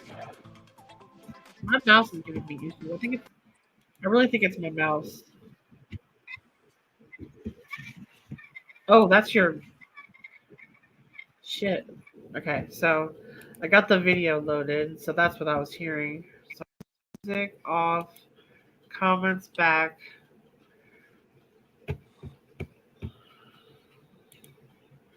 Should have done a recap before the break, but I'll just get the comment section back up here. Here we go. Thank you, Relic. I really appreciate that because she is a really great friend of mine, and I have songs that have been made for me that I would like to load up into StreamYard and use as background music. And I won't be able to do that until I start paying for streaming and PremiYard. I almost said streaming and PremiYard. Premium StreamYard. Premium. Say that 10 times. Premium, streamium. Streaming and PremiYard. Streaming and PremiYard. Hilarious. Relic says, if I have or had a beginner, it's that I am the only juggler to ever be on camera yet. Someone has to stay on an OnlyFans. OnlyFans? That's hysterical.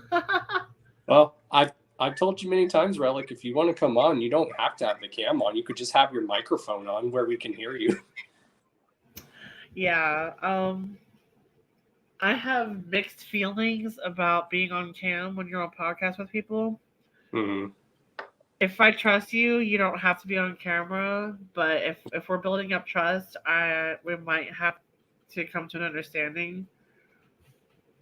Exactly. Oh my God, Relic, are you kidding me? I am the biggest Blase fan. I don't really like bust that out until I'm comfortable, and I'm glad you brought that up. And I hope she sees me sometime doing lives because she found me on TikTok. Oh yeah. And I love her. I love her to pieces. I hope she's doing all right. Yeah. I actually need to catch up with her and Roxy Red. Oh yeah.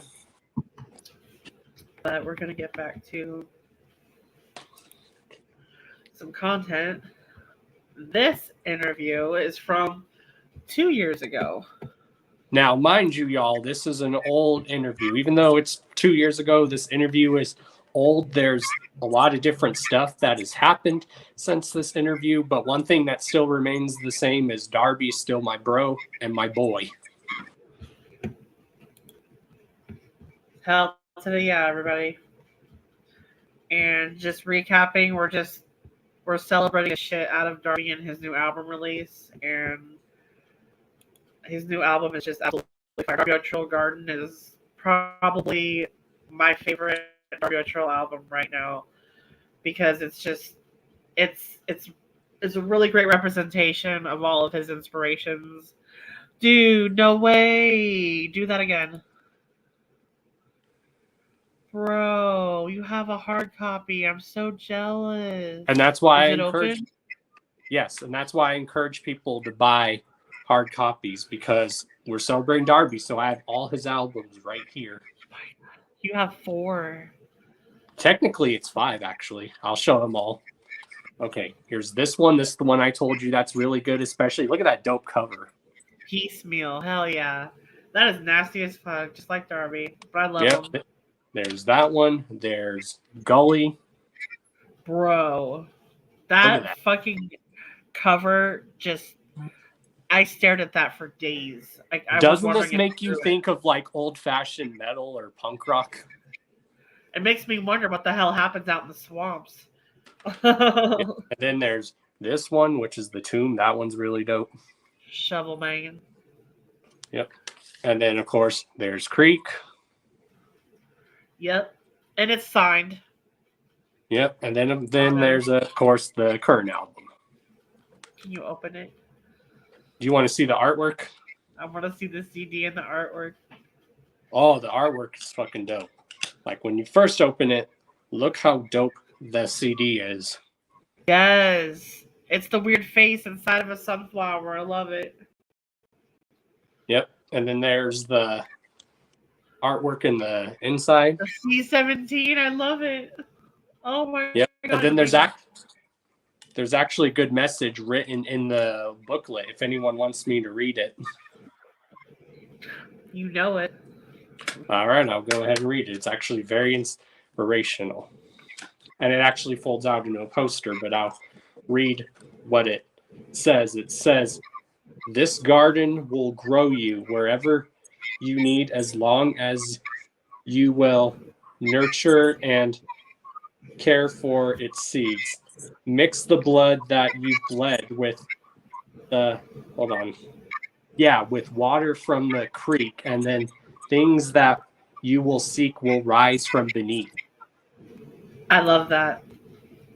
And notice how he plays a little thing to Creek. He's connecting all his albums together. Yes, that is fantastic. After watching those 2 interviews and him listening to how hard he works on his albums and then hearing this message from the album he just completed. Oh, and I love this image of him. This needs to be on a shirt. Look how dope that is. Fuck yeah, he looks like a rock star. And then it's actually a poster, and there's all these collage pictures. Look how dope that is. Hell yeah. Wow. He really does have a Jonathan Davis look about him, doesn't he? It does. And when I was looking through the booklet with all those pictures, I was like, it reminded me of a lot of the Korn-like album when you would look through the booklet. Hell to the yeah. All right, let's get into this shit right here. And vinyl's been making a comeback. So imagine this if the vinyl was like yellow with the sunflower on it.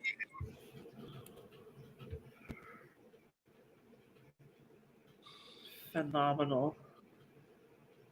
Or imagine if this was on a cassette tape. So you got Darby O'Trill in first.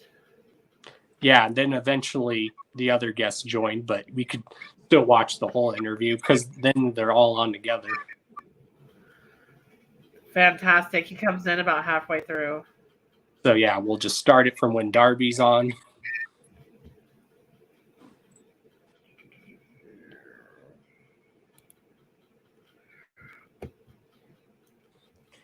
I can't believe I did this already 2 years ago. I know. It looks like you're in the same space too. Well, this is before I moved down to Florida. Prove me wrong. So this is your pre-Florida days. Well, what does it say the date is on it? 2 years ago.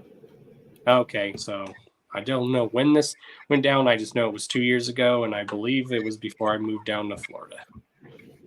Fantastic. I like your banner on it too. Oh, the Colorado flag, bitches. Yeah. Fun fact, all that. Fun fact, y'all. That Colorado Us at flag. Team LSP, we are constantly hustling and working. Prove us wrong, bitches. All right, y'all. Here's our first guess. What's up, man? The shovel main. You know what the fuck it is? What's good? Look That at corn. him. Well, Corn. we burying people like Triple H. Y'all. Dude, his space changed so much. Look at all of his stuff he has around him. Yes, and that corn hoodie. And I believe, like I said, this is when he was on LSP before he signed to Chapter 17. Hence why he's wearing the LSP chain. Right? But then again, They he's were had that probably- chain. But then again, he's had that chain for years. They were probably doing an LSP project together. Oh yeah. Hell yeah. Like I told everyone, this interview is 2 years old, so there's a lot of things that have changed since this interview. But the one thing that stayed the same is Darby is still my homie and my brother and my boy. Hell yeah. Y'all. We out here with Looks your different, shovels in too. hand. How What you you doing, man? Yeah. I'm good. How the fuck are you? I'm good. Dude, I love that corn hoodie. Hell yeah. You want it? If you don't. Nah, you can go buy your own. Exactly. That's what I'll do. Swag. What the fuck is good? Chilling, like I was telling everyone, because we were just being asked, what do we think of Scum's Dire World Chronicles? And like I've been saying, in my opinion, it's the greatest trilogy in the horrorcore scene, and if not, prove. I agree. Cody Manson has gotten a lot better. I actually like a lot of his work. There's going to be hopefully more Cody Manson coverage following this episode.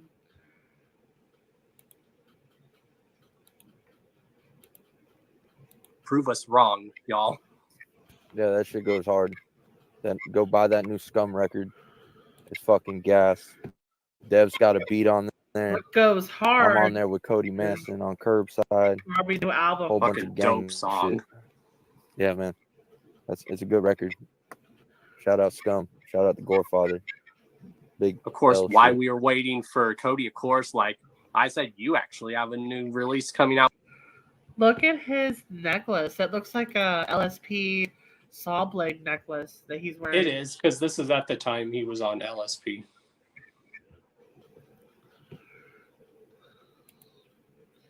Yeah, they were probably doing a project together, and yeah, a lot has changed. In 2 Out years. pretty soon because, like, again, us at LSP, we don't stop. We are constantly working. Hell yeah.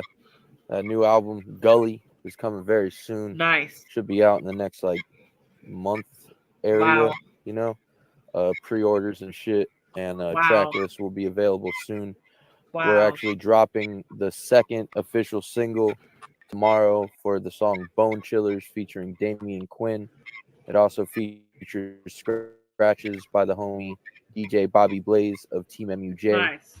And yeah, that's gas. But Gully is coming very soon. We stay fucking working over here. Yeah, how was that working finally with Damien? Because I know you've been like wanting to work with him for years. Yeah, it's a fucking honor. That's why we chose to have Damien be the feature we chose as the second single.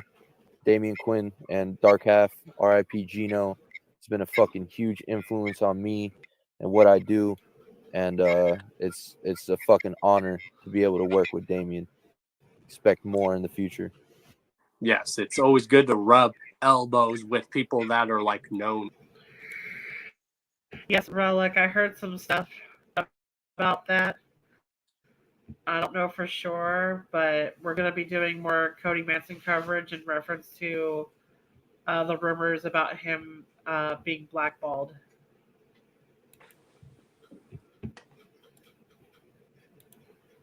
In this scene that I know you and me have a very strong passion for. That's why I think eventually you and me should do a whole podcast dedicated to like horrorcore and shit. Let's run it. I love horrorcore, the wicked shit, acid rap, death rap, whatever the fuck you want to call it. Death I love rap. this shit. I live this shit. And I'd love to fucking cut it up with you. What is death rap? I mean, that is what it's known as too. I mean, that's Dark what trap death rap. I mean, that's what Necro calls his style is death rap. Hey, Mummified Kitten, I'm really happy to see you. Thank you for coming back. Clowns and axes in the chat, please, if we can. And this is 1,000,000% true. You know how there's a saying, there's two sides to every coin, but there's actually three. Your side, their side, and the truth. But that's a matter of perspective.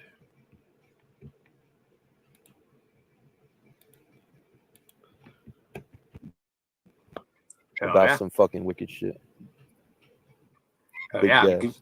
Why we wait for like Cody, and I'm sure he'll explain it too, but what made this tour like come about with you and him wanting to link up and headline a tour together? Well, we're both young, obnoxious dickheads, so it just works. We both come with that same type of energy. You know, Cody works his ass off, I work my ass off. Just a natural thing, you know. I met Cody at the last gathering, and then we linked up and we're talking shit at Gorefest.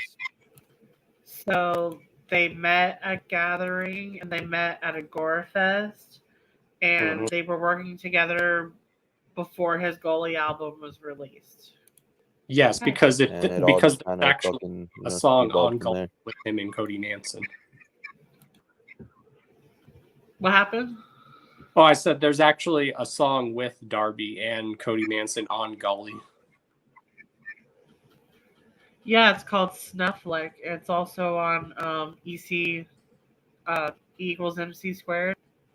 Cody Manson's Red Cover album. I believe it's the same song, Snufflick. Or it's maybe 2 tracks they made. One for his, but I don't know.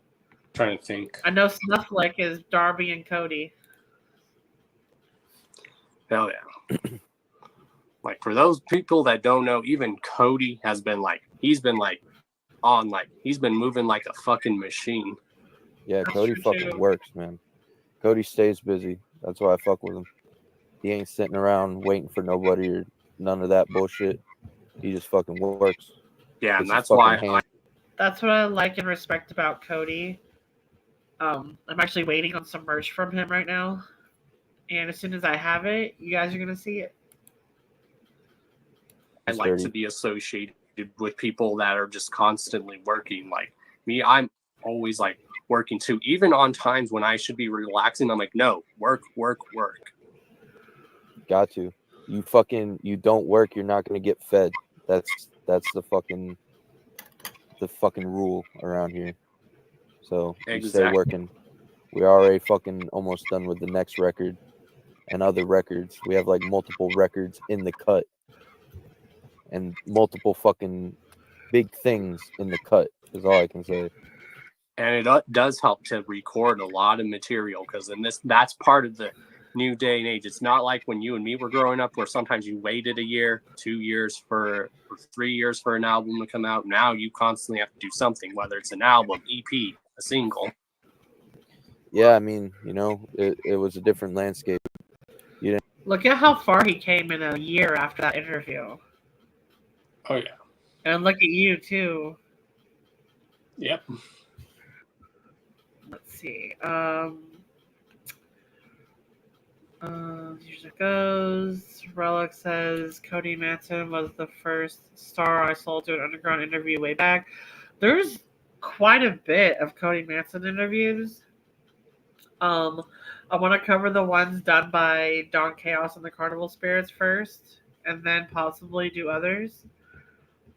But he's. I want to make sure I cover all of that first, and then look at the other ones. But there's a prison interview apparently that I want to watch on Cody Manson. I can remember also saw Lawless back then too. Can't hate them. I don't know who Lawless is. And Mummified Kitten says there's infinite sides to anything and everything. There's many universes with many outcomes, and when they think you do nothing at all is when you know you have done your job. Fascinating and inspirational. You guys are doing great. Doing a great job so far. All right. You didn't have motherfuckers who had instant access to a studio and internet and fucking distribution and shit back then. But you know, you gotta adapt, and this is the new landscape. You know, we're able to do this shit, so do it, or else you're gonna get left behind. Right. And that's one thing I've always like. That's why I tell people if LSP ever does another like 50 Shades of Snuff show at the Gathering, now with the current roster, imagine how phenomenal that would be. That'd be crazy. There's a lot of motherfuckers. That'd be a fucking busy stage. There's a lot of motherfuckers and a good amount of fat motherfuckers, so there'd be not a lot of room up there. Oh yeah, I said if that ever happens, I fresh. want to be the one to like get on stage and introduce y'all to the stage. That'd be gas. Of course, gotta have the mouth of the underground out there, Don Cheadle himself. Yeah, whereas Aunt G called me at the Scum release party. He's like, "You are the no jumper of the underground, and we thank you." I'm gonna call you Don 17. That works too, All right, bet. because it's a lucky number. It is. It's blessed. Yo, Strife says I have ashy elbows. Fuck him. Shout out Young Strife. Hell to That's my no. brother. And For Strife is real. actually going on tour with y'all as well.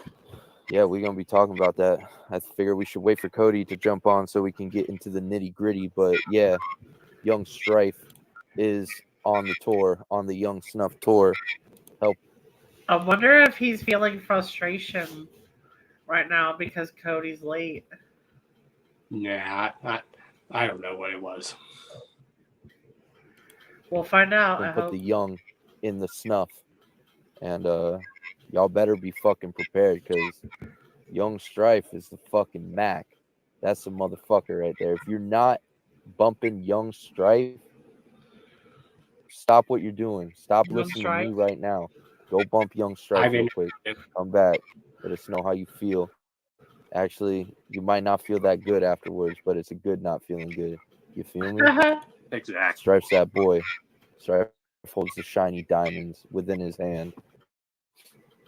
Yes, he wants the power. He's like Tony Montana. Y'all. Tony Montana. Oh my god, there's someone very important in the chat. Hey, Rob Saul. What's up?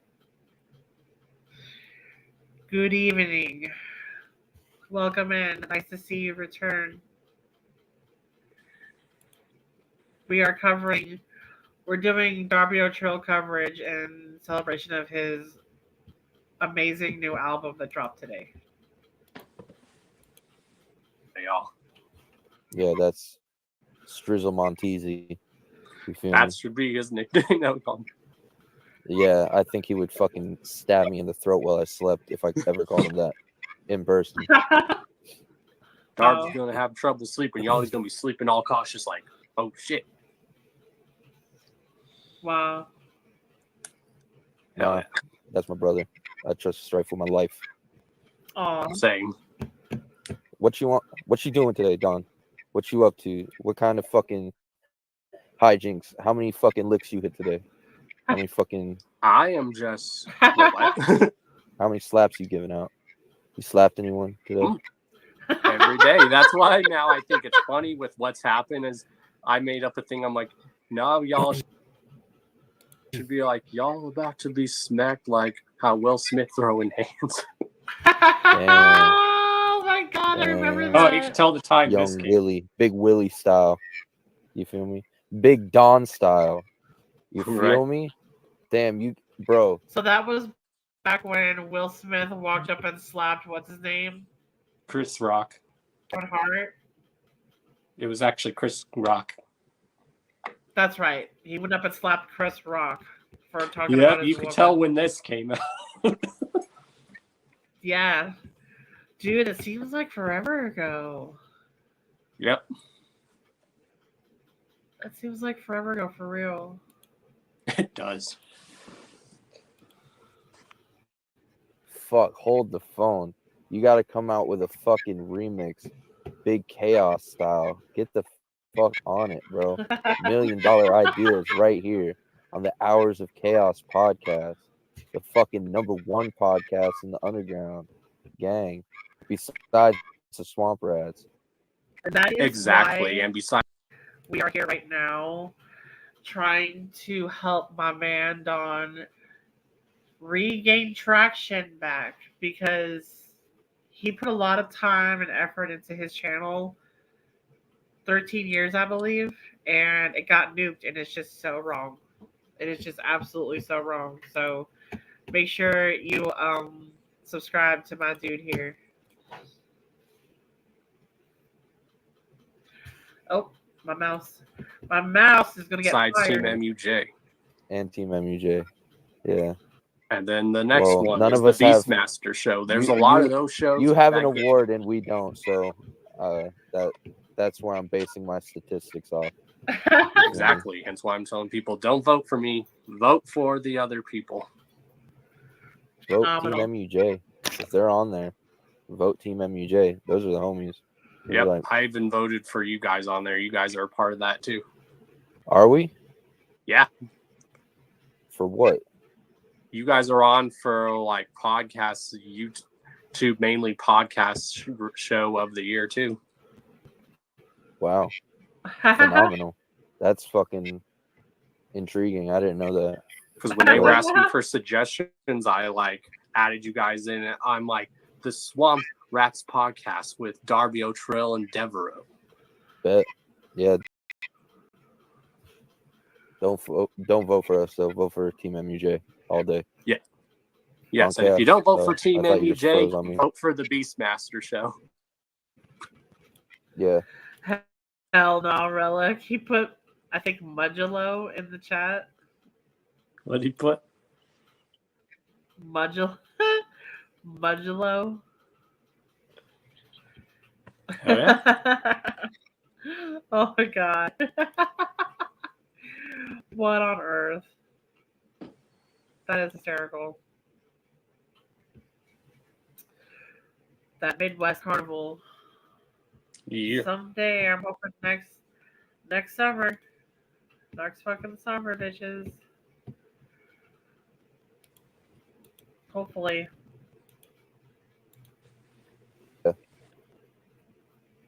Damn, Frankie said Swamp ain't ever gonna win an award. That is true, because we are the award. You win an award by Exactly. fucking with us. Exactly. Yep. Fantastic. So did you hear, besides the crazy stuff with Will Smith, supposedly there's going to be a sequel to I Am Legend. It's like interesting. That movie sucked dick. I don't fuck with that movie. Yeah, the part in that movie that's always hard for me to watch is the scene with the dog. That part always gets me. I'm like, nope, Yeah. nope. Yeah, you got me fucked up. You put some fucking dog abuse, death bullshit in your movie. I'm not watching it. I don't give a fuck. I'm out of here. On gang. Don Chaos is frozen. So it is now the Hours of Darby podcast. Yeah, sometimes that happens. So if that happens, you can continue talking and stuff. The Hours of Darby podcast. That was awesome. But just give it time. He might even come out with his own. But I mean, people like me and you that do Juggalo content coverage. And I was actually watching the Underground Pulse podcast earlier today, and they were doing coverage on old Halloween flyers. It was pretty fire. Oh, I know. I watch. I religiously watch the channel, Dawn. Yeah, I've had people like go, "Where'd he go?" I'm like, "I'll pop right back in. It just needs a chance." So Dude, if you have Darby O'Trill religiously watching your channel, oh my God, he's gonna be so happy to find you again. Like he already knows about my channel still. He's that's like one of the phenomenal. first people. He's like one of the first people I let know when I got a new channel. Yeah, definitely, for sure, 1,000,000%. And that's why I'm letting everyone know as a friendly reminder, this is an old episode and a lot is different then. But the one thing that has stayed the same is Darby is still like my best friend on the planet.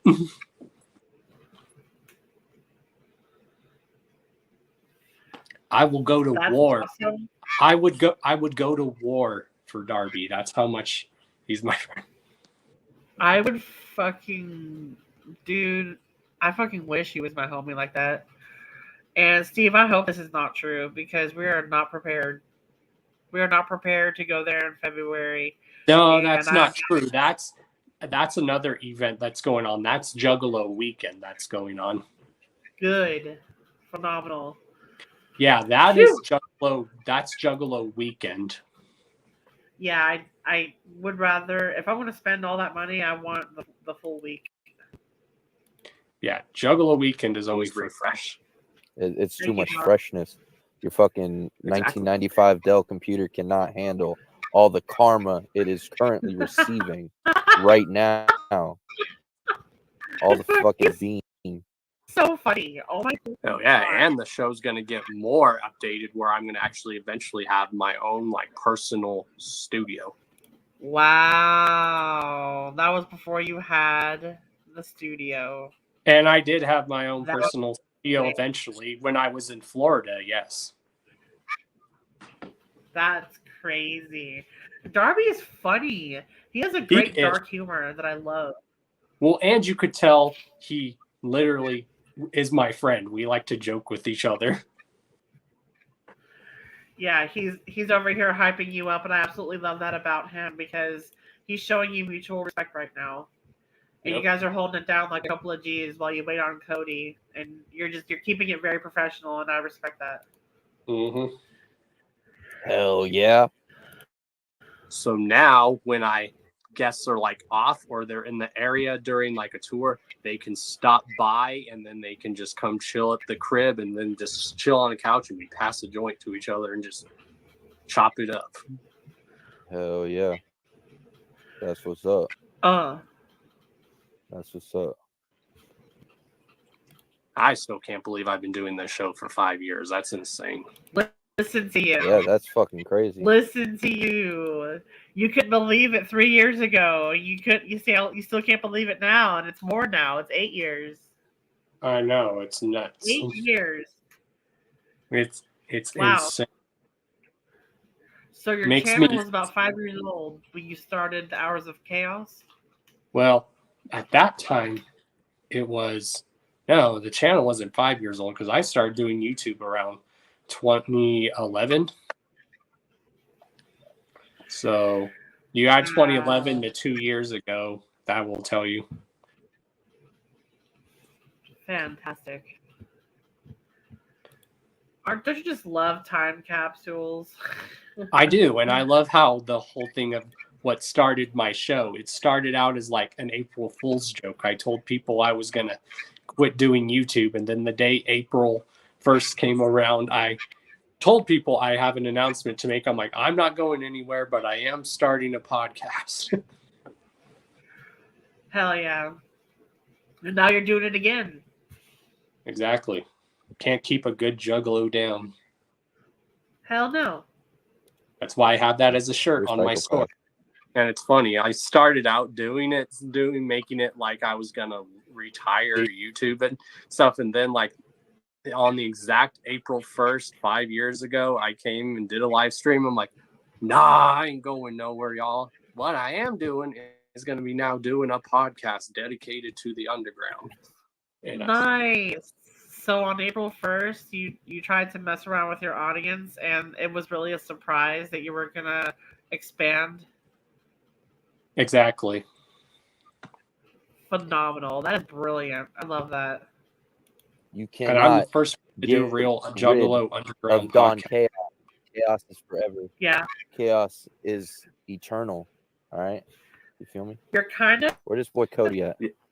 like before your channel got nuked, you're pretty deal to a lot of these unsigned and some of these signed horror artists, and it just baffles me that they just don't know where to find you, and they just gotta find you again, and so we're gonna make it happen. Well, and it's not hard now. All you gotta do is just type in Don Chaos again, and you'll find my logo. Yeah, especially the what do you call it? The one that I call Fry, but it's actually Homer. Mhm.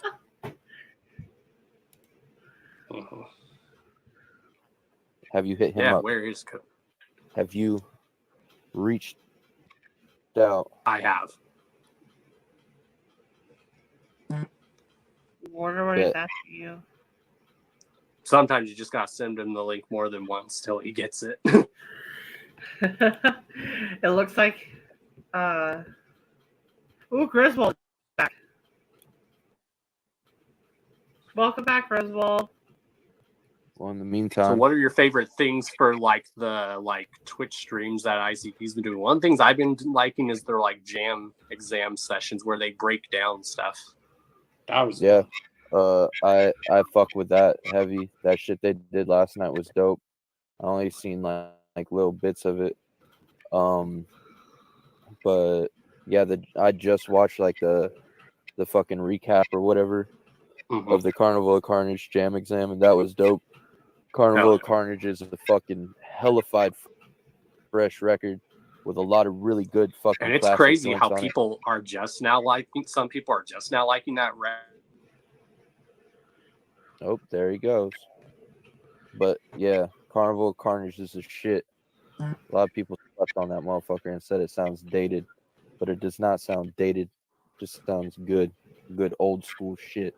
Yeah. Exactly, Dated and I is think that's fucking- why I like it, because it's reminiscent of the kind of stuff I was growing up on, that Beastie Boys, that NWA type stuff Yeah. back in the day. Yeah. Yeah. I don't fuck with Beastie Boys, but I fuck with Carnival of Carnage. I do fuck with the Beastie Boys samples they used. But besides that, it was cool. They had Isham on there. Isham's the fucking goat. And Yeah, I love his verse on Taste, just shit. yeah, Taste is a fucking good junk. Fucking Ghetto Freak Show is a fucking super bop. Never Had It Made is one of my all-time favorite ICP songs. I actually really like that beat on the Ghetto Freak Show. I feel like it's a slept-on song from the Carnival of Carnage. Oh yeah, and like we were saying, it's weird how now people are starting to give Carnival of Carnage props in. It's a good album. I've always loved it. Yep, and First Day Out. First Day Out. I caught my nut. And now it's weird He because made just and everything. and just a few days ago was the 32nd anniversary of Carnival of Carnage. That's crazy. You're kidding me. Yep. So the old Joker's cards are starting to become 30 years old now. Yep, and then Oh you my add God, we're getting and, out here. and then you add up how long ICP's been doing music. ICP's been doing music for almost 40 years, y'all. Yeah, I believe they got their start in the late 80s, and that's when nobody was paying attention to them. And they built up this ginormous iceberg, and it's phenomenal. Just And they absolutely influence people like this guy we see here, Darby. Yes, absolutely. So Darby right here grew up listening to our beloved clowns, and so he is a product of that, and he grew up with Korn and all of them, and he is what we call a neo Juggalo, a new generation Juggalo rapper. Well, and people would think he's like new generation. Oh yeah, I used to then. have this ICP shirt. It had like the Carnival. I'm sorry, Don. What did you say? Oh, I was like, he's new to some people, but now you know, since I've like taught you more and stuff, that he's actually been doing music for years and that he is actually an old school Juggalo, and people don't know that. Yeah. I wish I knew how old he was. I'm pretty sure he's younger than me, but he might be closer to my age than I think. I don't know.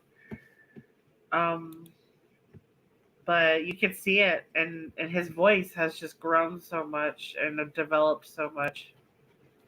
Carnival Carnage, and it would say like ICP, like when you look it up close, and but when you zoom out, it's like Carnival Carnage, and on the back it says Ghetto Insanity. Oh, that's dope. I have one of those fucking the black and white Carnival Carnage Insanity junks. Oh, Griswold. So since you napped and came back, I wanted to update you. We finished the second Darby interview, and in this interview, there's actually going to be Darby and Cody because they did a project together. And Well, so they were doing it for each other. And it was dated. It's dated from before Gully was released, so that gives you an idea of the time frame. Yeah, And this was Cody will years be on ago. screen soon. Hopefully, on screen soon. Repress, not the OG. I wish. And I just always love, and I've just always loved the message of Carnival Carnage. Like, just the message has always like grasped me a lot. You really like the message of black in your eyes. Well, like the whole theme of Carnival Carnage, where it's like, What does he mean, blacken your eyes? that's a song off Carnival Carnage. Oh, figures. The lower I class, you know, like rising against the like upper class and stuff. Yeah. The what's the saying? The meek shall inherit the earth or whatever. Yeah, Carnival Carnage is dope. Ooh. And that's just like one of those classic like ICP like images. Like when you can see the Joker card, even without seeing the ICP thing, you can say yes, that's an ICP image. Even people that don't know. Yeah, I honestly I think Carnival of Carnage is my favorite looking Joker's card. It's like the most Joker's card looking Joker card to me.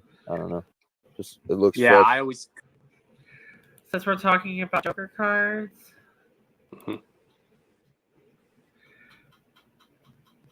Everybody look. That's her Joker's card. Yep. And my old Hatchet Man tattoo, because it was my first. And of course the clowns up here. And this is a stamp. It's just a stamp. I don't have a tattoo on my forehead. But this I've been putting these stamps on my forehead for Cody Hansen because I love him so much. And I hope I see him on the screen soon. Okay, so we're gonna go back to our layout. And back to Darby. The pink and the I always blue. come up with a theory. I'm like, now is the image, is that supposed to represent the clown that Jay saw running around in his dream, or is that supposed to, you think, represent the clown that came to him in his dream? Yeah. Definitely. I think it's a clown from his dream. I believe it's supposed to be like some interpretation. In the book, he said it was like a black and white clown. So I'm pretty sure that's where like the insanity colorways come from. The pink and blue looks gas. Yeah. This is funny. So Relic over here says they have no tattoos because they're talking about tattoos in the chat. He says, I have no tattoos. I'm a rebel. That cracks me up. Because 30 plus years ago, you were a rebel for getting a tattoo. Now you're a rebel That's for why not he's getting saying one. that. He's being a smartass. I am done with him. I'm done with you. We love you, Relic.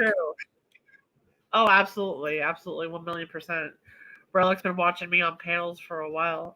Oh, yeah. He shows a lot of love. That's why I like Relic, because he shows a lot of love to a lot of Juggalo YouTubers. That's great news because I like supporting our fellow Juggalo podcast partners. And this is true. It is actually pretty creepy to look at, the zombie Pikachu. Interesting story. But yeah, that's why since I'm going to go through my stuff, Relic, I'm going to go through some of my stuff. And if I find extra stuff, which I know I do, when I see you at the gathering, I'm gonna bring you some extra dope stuff. Oh my gosh, a very important person is here. Who? Peter Sky Parker has been watching me on panels for a while, and he has a knack for really good audio. So don't mind him too much, but he says Peter Scott Parker says, I swear there are 6 different shows on right now that I want to watch, and all their audio fucking sucks. I was actually gonna ask you, how is the audio and video output for the interview? Because it looks good on my end, but when I look at it from another device, it's a little bit choppy. So Well, the reason why it might seem choppy a little bit, because at the time I was doing this on my phone and my phone was really acting up that day. So sometimes you might see me talking when someone else is talking and I'm not aware because my phone was fucking up. right. I don't think it's you, but we'll find out. And so we're just going to get back to Darby. Yep. Shout out Carnival of Carnage. And for those that are wondering what the inspiration for your album Gully is, like, what's the inspiration for that title? Oh, I can't wait for this. Because it's a gully ass album. It's grimy. It's fucked up. Yeah. It's 21 tracks of relentless wicked shit. Well, all right. On Gully, there's 2 tracks that are different than the rest of the album. The very last track, I think the 14th track. They're on it. I'm really excited he's digging into this because I've always wondered the inspiration behind Goalie. I'm going to full screen yo ass. This is what he's talking about, y'all. Look at that shit, y'all. Isn't that shit sick? Yep. Isn't that fucking sick? Oh my god, it is so sick. And he's talking about this album right now. Yep. It is insanity. Pure insanity, pure wickedness. And I am so excited that he's talking about it. Yep. Definitely check out all. Different vibe. They're both still lyrically on some wicked type shit, you know. One's like a weird fucking body horror story, and the other one's like some mental fuckery type shit. But it's more like sung out or whatever. But every other track, dark as fuck, wicked. A lot of storytelling on the record. A lot of just like brutal shit. If anyone out there has heard the last record that Devereaux and I put together, Piecemeal. If you like Piecemeal, you're going to love Gully. If you like Gully, you're really, really going to like what's after. But yeah, Gully's coming. We got that new music video. Speaking of the fucking, the clown streams, they ran our video last night for Casey Becker's Dead. So,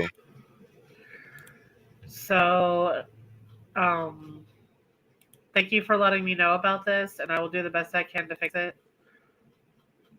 It might be where I'm sitting, I'm not sure. But I'm not in the closet right now, so that might have something to do with it. But I do listen to the things you say, Peter. Don't think that I don't. I do. I notice that you are consistent with it, so I take it to mind. And I appreciate it. Shout out to Clowns for doing that. And yeah. It might have just been my phone at this time too. Dev and I were just kicking around names. We were I believe, at the beginning of the record cycle, because we started working on this record last year in March. So it's been like a whole year. Well, we finished the record in December. So it was like, a few months that we put it together or whatnot. And we were going to call it the beginning of the end. And there was going to be it was going to be a 2-part record, the beginning and the end. We just scrapped that and put all the fucking songs together, made it the big, terrifying monster that it is. I'm super proud of the record. Dev came with some fucking crazy production, like super experimental shit. Him and I actually fucking kind of like built one of the beats together on the phone, like a certain sample that I had in mind and shit. But I'm really hyped. Like I said earlier, the second official single is coming out tomorrow for Bone Chillers. and Casey Becker is Dead is the first official single. But Terrorizer and Down by the Lake are also on the record, but it's different versions of those songs. We went back and I redid the vocals and Did you really watch it when it first aired, Relic? And I don't think that's Darby's real name, but I don't want to disclose Darby's real name either. So I'm starting to think I know what that sound was. I lived in an apartment where you could hear like everything going on in the apartment complex, so that's probably what you guys are hearing too. Because I had noisy neighbors at the time. it's very possible. And Peter, I've always loved you. It's just sometimes there's other things going on in the podcast world that not everyone knows about, and sometimes the guys give me a hard time. And now that I'm my own host, I can look at things from host perspective. So I appreciate viewer feedback very much. I appreciated it before, but I appreciate it more now. Oh my goodness. Okay, so we are I think 20 more minutes and Cody comes on. I believe so. it and made it sound a lot different. They sound a lot better too. Hell yeah. So, Devereaux be just working hard these days. Devereaux's the GOAT. Devereaux's one of if Between not Devereaux the and Shaggy. hardest working motherfucker. Yeah, both of them. Mythic Minds, those are the two hardest working people I've ever met in my life. Nothing but love. Those are my fucking brothers. But those motherfuckers work their ass off. They're consistently and constantly pumping out fucking music, you know. Last night, Jay just did a fucking Slip Disc is the name of the song. That's on a fucking dev beat. You know, we just got the new Fallen Angelic coming out April 1st. Devs all over that motherfucker. God. You know, Dev and Shaggy are just two of I bumped the shit out of Fallen Angelic when he released it. I would not stop listening to that shit. It's a great week had release. to ask me, baby, please, can we listen to a different Ouija Whack album? Please. He was like, please. And I believe my favorite song, God, I had so many favorite songs. Yeah, there's a lot of dope songs on there. Like my favorite off the top of the bat is Brandishing That, and then I love the song 17 Blunts. Yes, Brandishing That goes so hard. I loved it. But my poor husband was like, babe, I know you're on a Ouija Mac kick right now, but can we please listen to a different album? Remember that? My darling, he is such a soldier for me, I swear. two of the most fucking prolific producers in the game. They're, and in my opinion, the best producers in the game, because no one has the range and variety that they have. Like, people think like, oh, you know, they just do like trap sounding beats, but nah, that's so fucking far from the truth. Like, exactly, that's just being ignorant and not listening to shit, you know. Exactly. Like, I've heard. There's a very important question for Steve in the chat. Is it Pokey like a Pokeball, or Pokemon, or just Pokey like Chokey?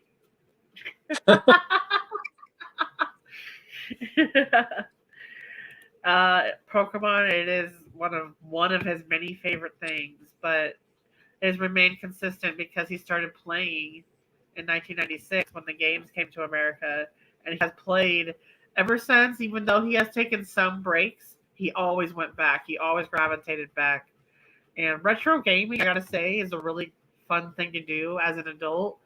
I didn't really have games as a kid, and I have thoroughly enjoyed playing all the old Pokemon games. And I have my sweet darling husband to thank for showing me how to play those games and have fun. And he told me I'm lucky because back in the day we didn't have internet. You couldn't look up stuff when you get stuck.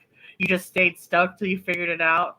He's like, now you can play all the games and just look up when you get stuck. You won't be stuck for long. Oh man, sometimes you get stuck hard, man. All right, we gotta get back. If we don't make it to the Cody part, I might just have to cover it sometime on Sunday. Yeah, that'd be fine. Or Devereaux do some straight rock shit. Yeah, Dev's done like rock shit. Dev's done like industrial sounding shit, fucking like new metal shit, fucking boom bap shit. Like he can literally do it all. It's just, you know, when you can do it all, you'll find something that you enjoy doing more, and you know, that's what you're probably gonna work on the most, you know. And that's one thing I've always liked about them is they both have their own Them unique two style. motherfuckers, shout out. Where Dev does like dark, crazy shit, and then Shaggy's shit like gets you hype, where it's just laid back and chill. Yeah, man. Like I said, they're just so diverse and really able to do any possible thing you could think of, you know. So yeah, go fucking buy beats from them. Give them all your money. Oh, Listen to his ass. You fucking I want to hear Devereaux's rock side, but I feel like Darby showcases his rock side more on this new album for sure. oh yeah. Well, that's why the next video we should then eventually watch is the interview that I did with Devereaux. Yes, I'm so glad you mentioned that. There's actually an interview. I didn't do it, but there's a dope interview with Devereaux and Darby. And that's one thing that I've always even told people why I've always enjoyed the Clowns is because their sound is always diverse on every release and stuff. My mouse has just been going crazy. Okay, I'm gonna unplug it. Okay, so I'm so sorry. What were you saying? Oh, I said there's a dope interview actually out there. I didn't do it, but it's a dope interview with Darby and Dev. Whoa, really? Yeah. That's awesome. Yeah. And I'm so glad you mentioned that too. And my mouse has just been acting crazy it has been acting up a lot recently, but I keep trying to like fix it and it seems better, but then it just goes back to that and And so since you said you liked Gutter Water, another video I'd like us to watch. It's a video that I did with like Dev and stuff, and we did a video about like the 5-year anniversary of Gutter Water. Yeah. Damn. Yeah, so we had Dev on there talking about a lot of his production that he did off the album. That's awesome. Yep. Hell to the no. Boy, funny as hell. I know you saw that, right? Sex puns are easy, just like mom and aunts. Hell no. Hell no. What the fuck? Dude, that shit's funny as fuck. And this is why I love you, Relic. Yes. Dude, this is cool. Dev played guitar on Humble's Halloween 5. That's fucking awesome. Oh yeah, Dev's played guitar on a lot of releases. Like every now and then you'll see Dev on Instagram of him just jamming out with the guitar and stuff. Yeah. Phenomenal. I wonder if him and Darby got into guitars together. I don't know. You'd have to just wait and see in some interviews. I know, right? Yeah, you and I have like kind of the same viewpoint where every record the Clown did, they always have their own unique sound to it, and the current trends in music, you know, like Jekyll Brothers came out around the time new metal was really popping, had a heavy rock influence, you know. Yum Yum came out, you know, in this era. It's got a newer sound, but at the end of the day, they always have their own spin on it, and they always make it unique. And you know, and that's that Dark Carnival magic. Exactly. And then like Fearless Fred Fury was kind of almost like some dark light trap, but it was like dark trap, like some people say almost like some Suicide Boys type shit. I mean, people say that just because they don't have like a point of reference, but Suicide Boys aren't the only type of people that do that type of music, you know? Exactly. People don't understand that genre has been around for years. I mean, that's like saying all horrorcore sounds like ICP. It's just Exactly. That is so people have a frame of reference and they're too afraid to like stray from that. So it's constantly, that's what they Yeah, do. and that's People are well, people. and that's why I People are think a dumb. lot of people fully don't understand it. I'm like, and that's when I froze out. Uh-oh. The choss is frozen. Yep. Darby's The alone again. chalice of choss has emptied. And he calls me that to this day. I'm about Don. to send a link to fucking someone else. Damn, he frozen for real. No, for I'm real. not. I'm still here. The never-ending loop. But yeah, like I was saying, like What's people, the I chat think got to say? like people think when they think horrorcore, they're like, oh, it's raunchy. This. I'm like, no. If you look at it, sometimes we're showing society in the form of a horror movie. Because that is pretty Society much is a how horror movie. society feels a lot these days. Yeah, it's fucked up in these streets, boy. We've always said that there's like different levels to rap. There's straight hip hop, then there's the happy go lucky stuff, then there's the street shit like gangster, and then you get into the other side, which is the darker side, the horrorcore side. Yeah, 100%. Phenomenal. 100%. Which I have been talking to the Flatliners, which are OGs in this shit. They're definitely going to be back on the show. That's dope. Shout out Flatliners. Those dudes are a huge influence on me. If y'all don't know about that USA album, Under Satan's Authority, y'all need to. It's a great album. That's your favorite record from them? Yeah, that album is just phenomenal. That's what's up. I'm not even gonna front.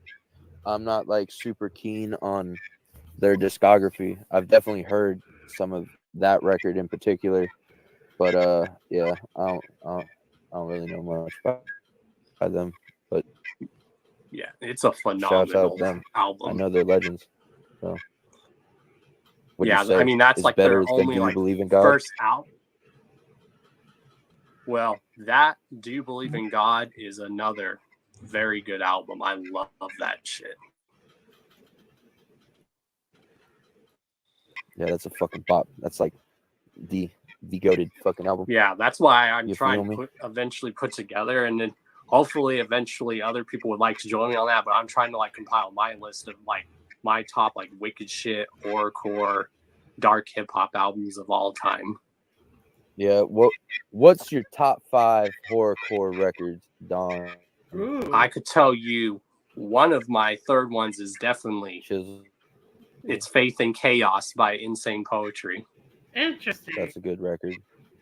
That's Yes, a very good record. Shout out Ike. And then of course, like I said,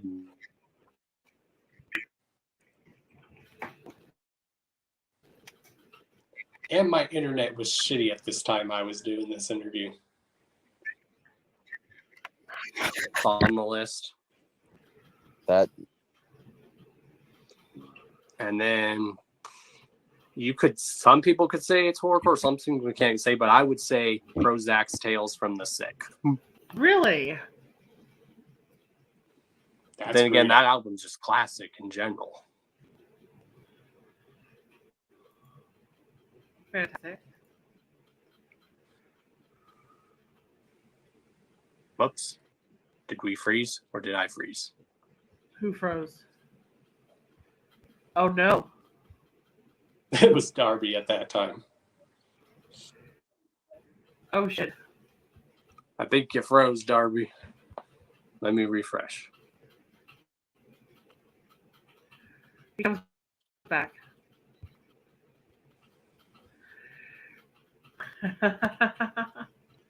Yep.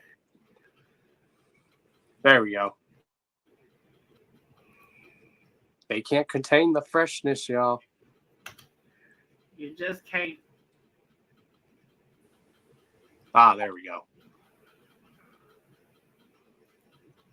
Blame the internet. boy. You gotta update that internet speed. Well, that and because when you live like in a like townhome complex where everyone shares Wi-Fi, that's kind of what happens. Oh, true. Have you ever thought of fucking like plugging your computer directly into the Wi-Fi thing? Oh yeah, right now I'm not even on my computer. I just do all this through my phone. Looks like Darby does too. You out here living deadly. You dangerous. Don Krampus is fucking a dangerous man. He lives life on the edge. He's fucking saying that because you're out here doing a live stream on a cell phone with Wi-Fi when the best setup is obviously a PC with Ethernet cord, but I don't even have that. Well, I and wish at the I had time, that. it's If I funny had that, I would have that. well, and at the time But I was it's living funny in the, because at the time I was living in the ghetto, so a lot of crazy stuff could have happened anytime while I was on stream.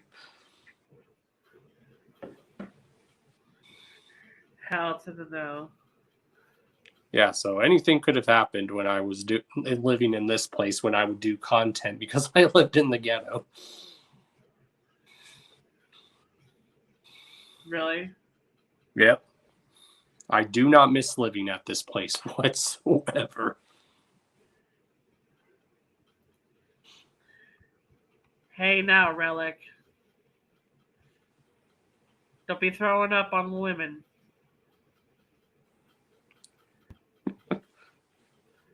This joke is fine this time, but I don't really like women hate. So don't try It's to. actually a lyric, I think. Huh? I think it's a lyric. Okay. All right. Just making sure. Yeah.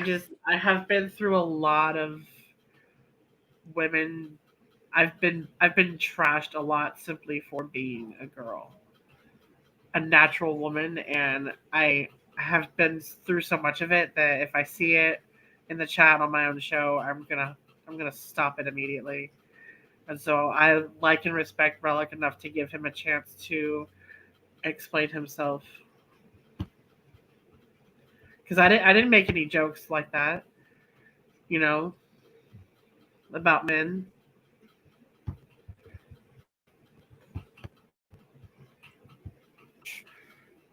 Pretty much.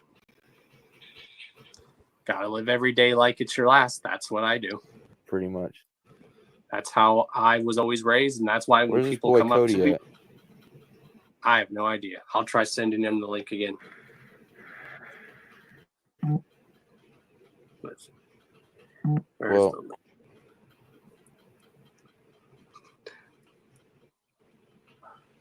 Let's see. And while we wait for him, what you smoking on tonight? I'm smoking crack.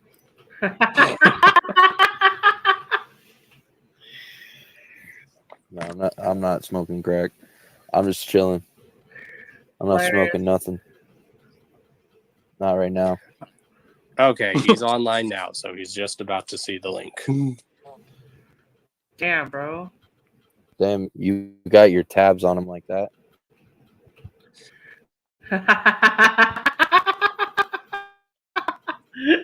Damn, Don. Dom got the connect. Dom got the tabs. Yep, that's why I tell people, don't fuck with me. Don got Cody on lock. I fucking love you. Oh my god, you are so fucking great. Roseanne, oh right? My god. You're right, Relic. Roseanne is funny. I loved Roseanne O'Connor. I just don't know if. Oh, that's what he was quoting. He was quoting something from the show Days of Our Lives. Now that I read it more, that is from that show. I remember Days of Our Lives from a long time ago.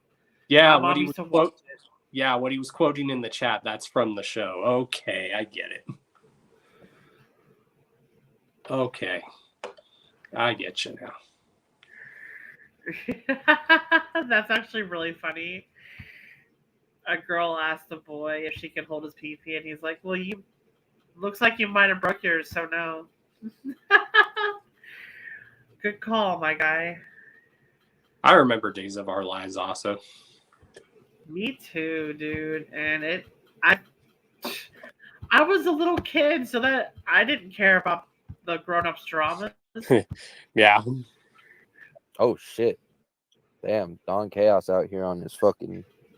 Damn, my hair going crazy right now. We out here. Y'all just saw a rare glimpse of Shovel Man. Got him on it with the shovel. Yeah. What's your favorite brand of shovel? Depends. All depends with the year. Depends on the year. What if it's those old type shovels that the miners used to use? Those are the best. Those feel me? shits were heavy. Wow. Like, I recently went to the museum yesterday and I like saw like actual pickaxe. I'm like, could you imagine? Like, because those things don't feel heavy now, but back then those things were heavy as hell. Okay. So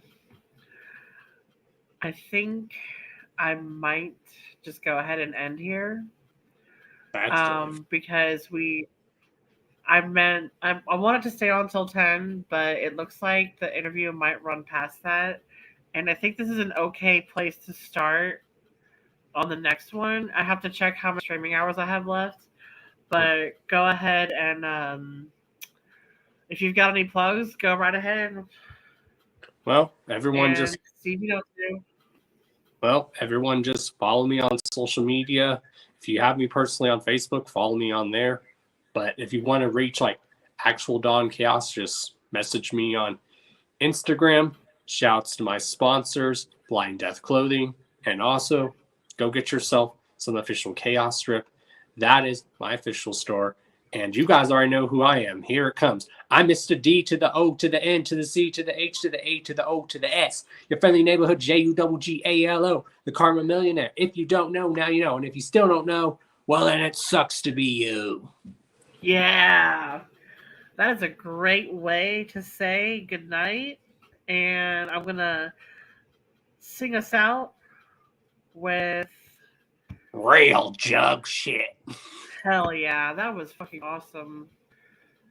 His new album is so awesome. I love it so fucking Go much. get yourselves a copy, y'all. Album of the year. If this album does not get album of the year, then y'all are fucked up. For real. It's Darby O'Trill's Garden. And it's his And best just go work check so out far. his other, and then check out his other past work, y'all. He has 5 actual releases. Hell yeah. Motherfucker right. Peace out.